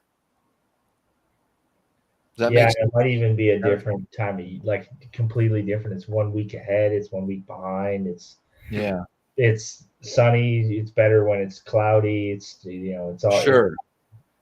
Well, Dan, remember when we made that video in the spring? It was last year. Mm-hmm. I think it was okay in there. Maybe it wasn't. I had better luck in that bay in July, August, September than I did spring versus the year before. How about that? I would never have thought. Yeah. Like should have told me that. September was amazing in there. Really? Are you amazing serious? This year? Yes. Lights out. Wow. I had a guy trip in September. These guys, it's a funny story. They booked with another guide up here. They flew up. They fished with them for 4 days. They didn't have that much of success. They called me like a week that week, and I didn't have any days available. I said, I have an afternoon. We can go out in the afternoon. And I did an afternoon trip with them, and we had the best day of their lives out there. And it was how about that? In September, in that depth of water. Wow. Yeah. Yeah. There you go. Yeah, just when you think you got it all figured out, you know nothing. Yeah. No, nothing. But that's crazy. But it definitely wasn't. And Eric, you know the spot. Waypoint, Eric. Remember? Oh, yeah. Okay. So last year wasn't that great in there. Yeah. Really? No. What? Really wasn't. What about the lost city of Atlantis? How's that fishing? Where's that at? You know what I mean. Don't give me an idea. I can't. I don't want to do it. There's a lot of people watching. It's a good one. Give me a hint. Windmills. Oh God. Sun. There's sunshine. There's sunshine. It's a flat with a lot of rock, and then there's bigger rocks out front. And there's an island. There's an island over there. Might have been an island involved as well. I can't be sure. I don't even know, dude. And then a creek mouth in the back, maybe. Oh no, they weren't there last spring. Oh, damn. Yeah. Interesting. Too much Moss Moon Johnson. Maybe. A hard winter maybe helped you out. Eh? It'll be good this year. I'm hoping. They were deep in there in the spring, though. I think for the large head guys, man, on any river system that has grass and even lake, hard freeze kills a lot of that grass, man. So if you find the grass in the early spring, you find the bass, but you got to work for it. Scope will help you. Get yourself a scope on. Get your scope on. And for those who don't, just get a trap on and drag it around. You'll find the crispy milfoil, old school. If you really want to work, like Travis drilling 58 holes in the ice. Catch 2 perch. Yeah, goddamn right, man. What a shitty day. Yeah, it is, man. They need live scope for ice for you, bro. Somebody's got to invent that shit. Shoot through the fucking ice. What's the story with that? No, I used the live scope out there. No, stop it. Before you drill the goddamn hole, just roll around with a live scope. Oh, yeah. You got your little screen. Yeah, man. Fucking invent that shit, dude, and fucking retire, man. I mean, seriously? What the hell? Why are you working so hard? Skip the auger. Don't fucking drill a hole till you find the fish. It's the ice scope. I invented it first, motherfuckers. Don't anybody try to steal it. Travis is going to go buy that domain right now. Goddamn right. www.icescope.com. Travis, make that shit happen. It's already been invented. Find the goddamn video where somebody invented. Call the dude up. You know it's already out there. The technology's been here before. Somebody has ice scope. You just got to find them. Do the research, bro. Okay. How many times have I told you? Do the research. Yeah. Ice scope. You need it. 2 perch, 2 dinks. That's hard. Well, they were jumbos. They were 2 good ones. Well, at least you had dinner. Good job, man. No, I just more calories than you took in. You're still hungry. I know. Times are tough up there, man. You got 2 fish sticks out of that. I just wanted some baked perch, man. I know you like your perch, bro. You're a perch-tastic kind of guy. I made up that name too. Don't anybody steal it. Perch. Hey, by the way, you guys make a little spoon for perch. Yeah, I was gonna say, have you tried that thing? What? No. It's a Great Lakes finesse spoon. taco It's spoon. called the taco spoon, and I invented it for Lake Simcoe jumbo perch. Like you invented a spoon. That's some crazy shit. This thing is like, go on our YouTube channel. There's like 45,000 views, and we're just like one after another, just taco spooning. How big is it? Is it like the little twitchy that? Like let me see if I got. Oh, that's a big spoon. Let me see. Oh, here I got a bunch. Got one. Let's see it. I can't wait to see this taco spoon. Yeah, it's called the taco spoon because we like perch tacos. That's why who doesn't? It's like, I mean, it's a fish taco. So this is it. Little spoon. Oh, that's pretty wild. Does that have a color on the top? Well, we got different colors. You got like a glow chartreuse orange. Oh yeah. There's a glow white. Yeah, you just tip it with a little Jensen egg. Yeah, go check out the action on this thing. It swims. So every time you like flick it up and down, it'll swim away from the hole. So like so you lift it and it'll swim one way, and then you lift it and it'll swim another way, and that's cool. By far my best perch bait. And I'm sorry, you said you tip it with what? A little rubber egg, or you can a little minnow head, or I like a little Jensen egg, like lure Jensen egg. What is that? It's like a little rubber egg. It's like an imitation. It's called a Jensen egg. But could you put you mean like a power egg like that? You put anything. You can put that on whatever you want. I just like what it does is you can manipulate the action of it by the position of the egg. So what? Yeah. So this is some hydrodynamic shit. Let's figure this out. Here you go. So if you put the egg on here, and if you move it closer to the top, it'll swim it'll swim away from the hole more. Yeah. But if you want the action to be more vertical, up and down, you pull the egg and you almost like push it right up against the spoon, and it'll be more of a up down.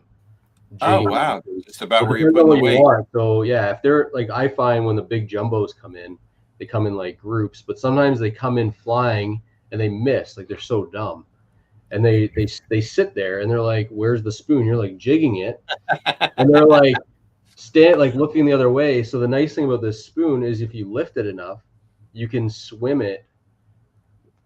Yeah. In front of them. That's the key to get those jumbos. Yeah, he's right.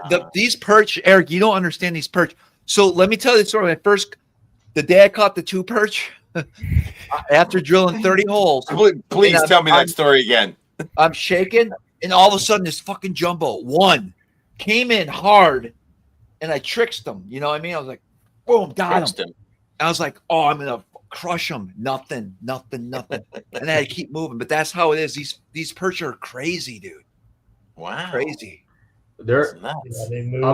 For ice fishing, that's the only thing I want to catch is jumbo perch to the ice. Like I am a fanatic. They're tasty. Eric, if you're bored, come on up tomorrow. I know they're tasty. Let's go. No, listen. Honestly, I have nothing going on this week. Come up tomorrow. We'll put you in a boat. We're gonna go catch jumbos and walleye in a boat. Where you got the salmon juice running. Oh yeah. We're gonna go there, and then we'll do some ice fishing. How about that? If I didn't have 3 meetings tomorrow, fine. Yeah, I know. All right. I got my whole team. We're scrumming it. Alex knows what a scrum is. We're scrumming at 9. Oh yeah. No, he knows what a scrum is. Oh yeah. Do you know I just finished the whole bottle of this wine tonight? Just a quick show, right? Just a little quick show. How about that? Do you know I finished the whole bottle of this water tonight? Wow. Like water to wine. So wake up. I got nothing to do. Oh, that sounds great. Yeah. That's the dream. You guys don't get it, man. Come next month, I'll be up at 4. I won't go to bed until 10, and it'll be that way all summer. Get your knee pads on. That's right. We have a good spawn up here, guys. Ooh, that's gonna be good this year. No tournaments, but unless you know of any. No. What is the problem with tournaments up there? Maybe I need to start one up soon. Ooh. Smallmouth Crush betting beatdown. That's Sunday. Opening day. Would you guys do a? Let me look at the calendar. That's funny, Anthony. You could try this thing and call it like Smallmouth Crush Open. Make it like $300 entry fees. Would you do the 15th of June and the 21st out of Clayton? Sorry, would we? What? The 15th of June and the 21st out of Clayton. Maybe. A tournament? Yeah. Or for a tournament? You guys going to do a tournament together? Yeah. GLF and Smallmouth Crush? No. Just an open. Everybody's welcome. Oh, you're trying to do the Smallmouth Crush Open. Okay, yeah. I'm just saying. Yeah. We got 5 like tiny kids between the two of us, so these questions are always a lot more in depth than when we didn't have kids. Yes. Yeah. You gotta look at the soccer schedule. You gotta look at all that. Ladders are allowed. There's no rules against ladders. Mm-mm. Oh, ladders for sure. You need ladders. No. What about July 5th? No. It's July 5th. When our side is open. Oh, yeah. That's good, MJ. You should win a prize for the tallest ladder you can bring on a boat. Yeah. As far as I'm concerned. Absolutely. I watched the podcast. Last week. JP sent me a podcast. That. My buddy Kyle Carpenter back in Wisconsin that runs a Wisco series. He did a podcast about his tournaments. And they were talking about shady people, violation, rules, stuff like that. And of course, my name came up. Oh my God. Yeah. And Kyle's like, yeah, when Travis did that ladder thing, we were buddies and our friendship hasn't been the same since then. He says this on this podcast. What? And I'm like, I'm not mad at him for doing like I have nothing. I get it. I didn't read the rules. Right. And you told JP you did. Smallmouth skiff. Crush. Off, man. Anthony, good one. There's been some great comments tonight, man. There has been. Oh, yeah. It's always good, man. It's rich. It's perfect. Good stuff, man. All right. We got to wrap this up. Yep. Thanks for hanging out with the guys tonight. Yeah. Hey, Dan. This would be great for your taco spoon story system. We didn't talk about that. We did talk about this, guys. The motivation for me doing these little micro tackle box that you stick in your pocket, I had one on the boat with Dan, and I showed Dan, and Dan goes, dude, you got to market those. And I said, you think anybody would buy me? He goes, dude, you got to do it. Bring it to market. I want to see you bring it to market. So, Dan, you were the inspiration for me to finally do it because I've had a system like this. I carry like all 6 in my tackle bag. They're nice and laid out. It's got a label on the top. It's got that. It opens up. It's got a little secret compartment in the back, like I showed you, man. It's very and if I'm drop shotting or I'm Ned rigging and I break off, I hate having to get to the back storage, especially if it's raining, and go into my tackle and get new stuff or steal something from Travis. So this way I've got it in my pocket. So anyway, I think I can make a little taco spoon one for you, man, with the super tanker. So I guess my expectation, Eric, when you come up and fish with me, if you do now in the spring, when you ask for something, I hope you have in that little box because I don't want to go digging around. No, I wouldn't. Not unless you're I definitely reload my box if I've lost what's in my box. Yeah. I pretend like I'm getting. By the way, Dan, you guys didn't even bring up tonight one of the best worms that you guys make. Which is? The Great Lakes. Yeah. Talk about it real quick before we end the show. The drop like worm? a worm? The drop worm, yeah. Oh yeah. Yeah, I mean it's good. I mean it's got the neutral buoyancy. It's a probably the most underrated bait that you guys have. I'd agree with that. Yeah. The worm was really popular for a while. I'd say like 10, 15 years ago, like a robo worm, and that was one of my favorite ways to catch them out there. And then we just put the neutral buoyancy in the matte finish. It's good. So I fished with I'll tell you a quick story about this. I was with do you guys know the singer Aaron Lewis? Yeah. From Stained? No. He's also from the band Stained. It's been a while. Yeah. Like that song? Okay, never mind. Sure. I believe you. Yeah, yeah. Okay. Yeah, that guy. Yeah, His that guy. dad and his brother were out fishing with me. Sing that again. What's that? Pretty good. Sing the song. It's been a while since I. Well, there's another copyright strike. I know, there it is. The AI won't recognize the voice, but anyway. Anyway, Travis, for real. We put that worm on, and these guys had, and I experienced one of the best guiding days of my life, both largemouth and smallmouth, and we freaking wrecked them. This was last year on May 10th, the last day of the season, and I'll never forget it. Like, it was epic. And Did it you was drop shot it? Yeah. Yep. Okay. Yeah. I imagine that makes it pretty. Dude, I netted 2 5+ pound largemouth and smallmouth at the same time.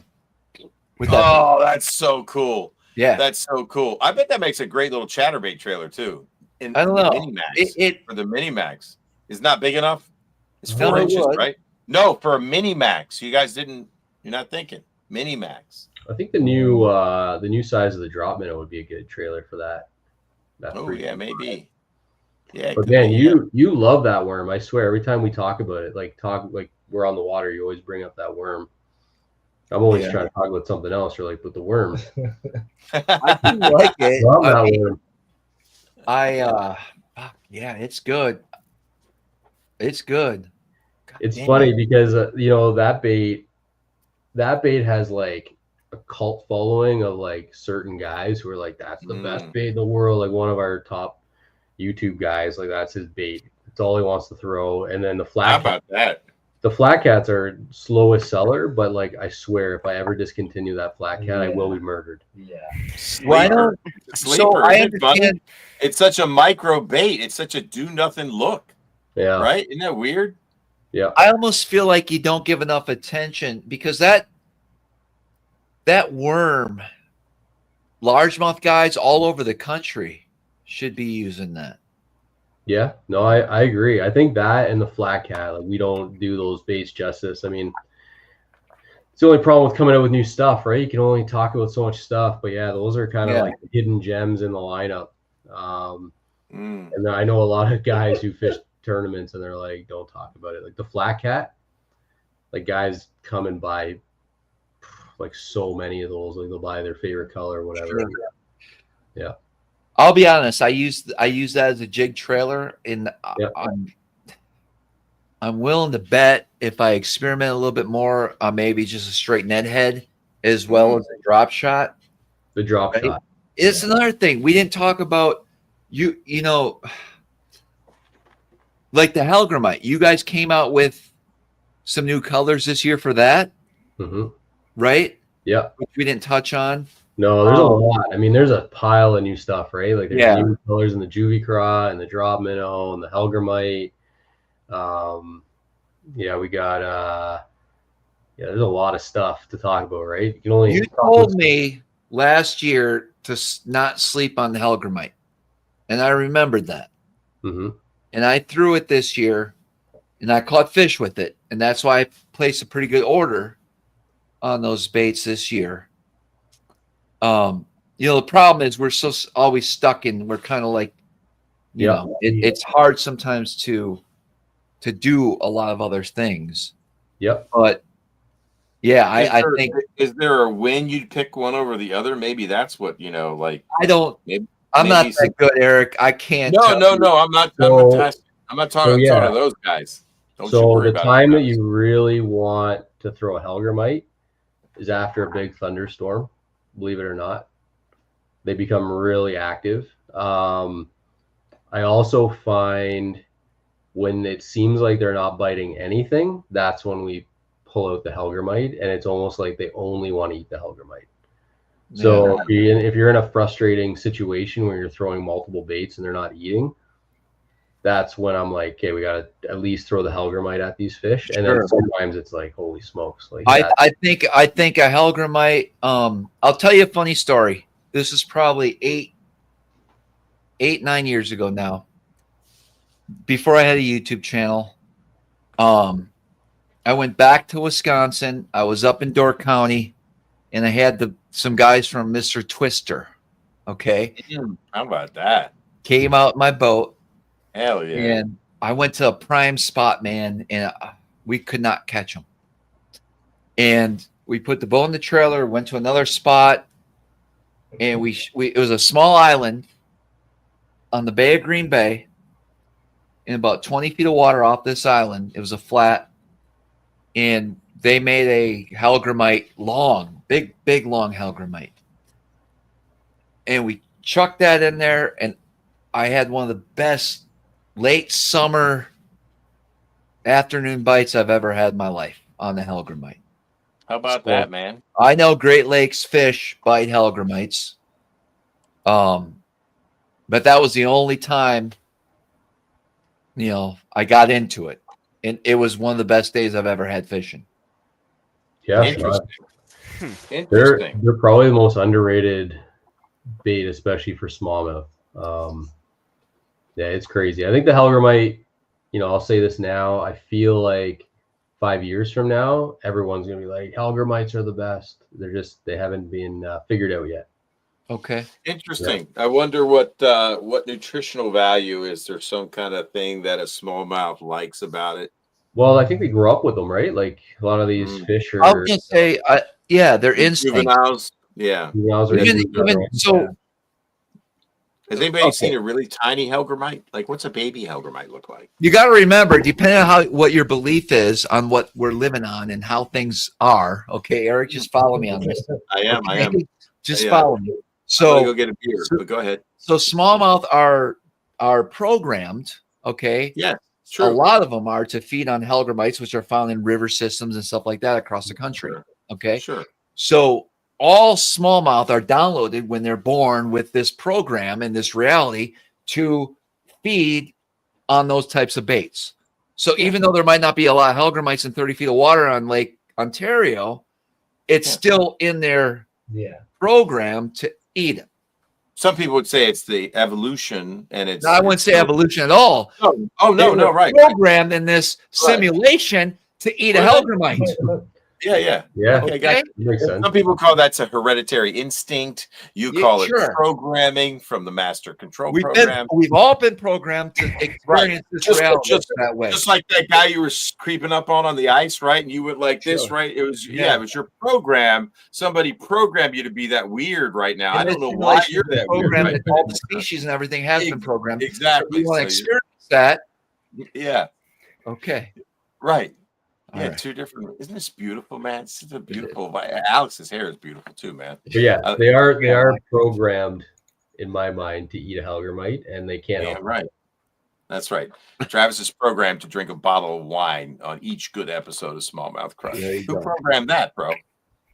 It just happened. I know. How come I'm not programmed that way? We're all different. You can make choices in the program in this reality. You can? Yes. It's not pre-programmed? You have God, he forked that over into his repository, Eric, and so he's thank you. Go with that code update. There it is, man. Please download the program right now. Let's go. Update that, man. Right. I think this might be a funny comment. I don't know. It watched her, boy. No, it couldn't slow down. What? That's so good.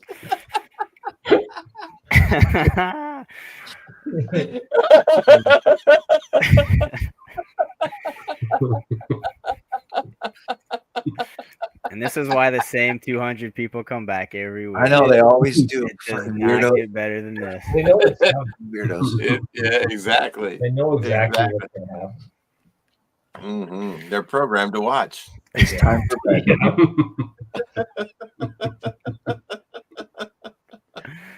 Oh, man. I think I'm gonna go have a nice meaty bowl of hellgrammites. Oh shit! What? Have you ever tasted one? No, they'll pinch you, bud. No, they're evil. Evil. They're one of the nastiest freshwater species out there. Yeah. You got them big things, man. Yeah. That's right. Yeah, that's They right. don't mess around. You ever That's see funny. the? But I guess smallmouth is badass. they turn into something else too. Dragonfly? Damselfly, I think. Yeah, there's little. They're so crusty cute, stuff. the damselflies. The damselflies are really sweet looking. Yeah. Like that mean dragonfly. I thought it was a damsel. I thought it was a Dobson fly. Dobson fly. Yeah. Oh, what's a his Dobson last fly? name- You got a picture? His last name's Should Dobson, probably so he know knows. Yeah. I'm looking that up. He probably- Should probably know that. Yeah, guys, what the fuck? yeah, we honestly we don't know that much. We just know what they eat. We know that smallmouth. Oh, they eat it. Perfect. That's what a Dobson fly looks like right there. There you go. There you go. Yeah. Lace winged. I'm sure they'd eat that too. Yeah. Oh, smallmouth. Oh, good God. Look at the pinchers on that Dobson fly. How about that? Hats off to the person programming that. Look at that Dobson fly. Oh, Yeah. That guy's in. That's a meme MF right there. Yeah, you Whoa. wanna eat it? Look at that thing, man. That's his Sean said he'd give me 100. If somebody, I might do that this year. I want to cook. Oh. I want to cook some gobies and eat them. Okay. Yes. Yes. But would I get in trouble with the DC? Because I do some stuff. Sometimes I've gotten tickets through the mail. They've called me up months later. You know, like Oh man. if I bring a bunch of gobies back and try to fry them up, You should. Well, Can It's you imagine considered the an thumbnail invasive for that? species, You so gotta talk to the right guy. Yeah, it's an invasive species. It can't be I don't protected. think no, so. you They can't. You can. can't have them possession. Oh, because they're worried You about. can't- Then you got to You can't Cook 'em fish on the 100 boat. yards next to a fish ladder. You can't. whoa. Bring sight out fish a a little. muskie. Bring out one of them camp stoves on your boat, so you're not possessing them to take them anywhere else. They're on the lake that you caught them out of, and cook them right there live. Yeah. A little Or bit just of bait. swallow one live. Oh, I mean, it's different than Yeah. cooking one live. That's what I'm doing. Get a little sterno thing. I'm gonna light eat it. a whole goby live. All right. Swim Okay. School's got a good point. You would get a ton of engagement from that. So if you get a $200 ticket, but you make Yeah, I 500 know, but bucks, then everyone thinks I'm a criminal, dude. And I'm so far from that. That ship is sailed. You might as well roll with it. I've Yeah. got more tickets than that guy that snagged those big bass in California. I'm pretty legit. You've got fished with more that guy. tickets. I That's right. am. Travis, We're you're doing looking for nothing. I'm gold stars. innocent. Not Enjoying really. the fishery. Having a good time. it's just a muskie on a bed. What's the big deal? I Stick always your get tube in there. pinched. It's just a musky spawning. I'm not a criminal, dude, but It's just a ladder. I didn't mean to go into that fish tank in the bass I forgot about bass that. show in Massachusetts. What am I doing? I'm just enjoying your fishery, dude. Settle down, bass tank man. Mind if I'm going to let him go? It's okay. I'm going to injure your fish. It's just a treble hook. It's a worry. yeah. Yeah. All right. All right. Yeah. That's cool. Woo! Good stuff, man. All right, guys. We do have to end this show eventually. Yep. We do. Now would be a good time. It would be. Send them off, Travis. All right, guys. SmallmouthCrush 15 is the code. On. Lurenet.com. Good We're not- one. What about It's Tackle still- Warehouse? Don't you can send people there too, right? Yeah, Tackle Warehouse. Try to use my link, guys, if you can, down below. Helps me out. Yeah, they're awesome Yeah. there too. Yeah. Yeah. And if you want to find anything at the Bass Lab, oh, that's not on there. Oh, yeah. Basscartel.com. Yeah, dude, you don't even know it. Don't even try, dude. I do fine just on my own without you, man. So for all the work I've done on this guy's Bass business Lab, and on here this it show is. for years, let me see. Where is it? Oh, it's not even there. There it is. I Oh, got it. that's interesting. Let's see You're if in you charge of fix this my too, link. Eric. I gave you full Hey, Alex. access to this Hey, live show. Alex. No, you didn't. Hey, Alex, do you have any access to his YouTube description? Because it needs some serious work. I no longer do, but for the price of Yes, 5 packs perfect. of GLS Not a Bugger problem. Mites, I can be Whatever, work. whatever you need. I got you, bro. I got you. Yeah, he changed it again. You sneaky motherfucker. Does that work? What? Does it work? BassLab.BigCartel. It's the same one we've had from the beginning. I was Yeah, trying to put I it remember maybe typing in the that out. description of all the YouTube lives that I'm on with you, bud. you know, just so they could find me. Maybe, you know, my co-host Eric, he sells a few things here and there's small. I only have 10 of everything, so don't worry. I sell out often. It's okay. No competition with any of your sponsors. Trust me. Sounds good. Just be nice. Just a little recognition, bro. It's all right. One day. Yes. Yeah. Let's see. Still not there. I guess you changed it again. I'm out. I don't know. It's been deleted. You're a fucking loser. You're a loser, dude. I'm not even in the fucking description anymore. Sure I'm out. You are. Fuck off. We'll talk tomorrow.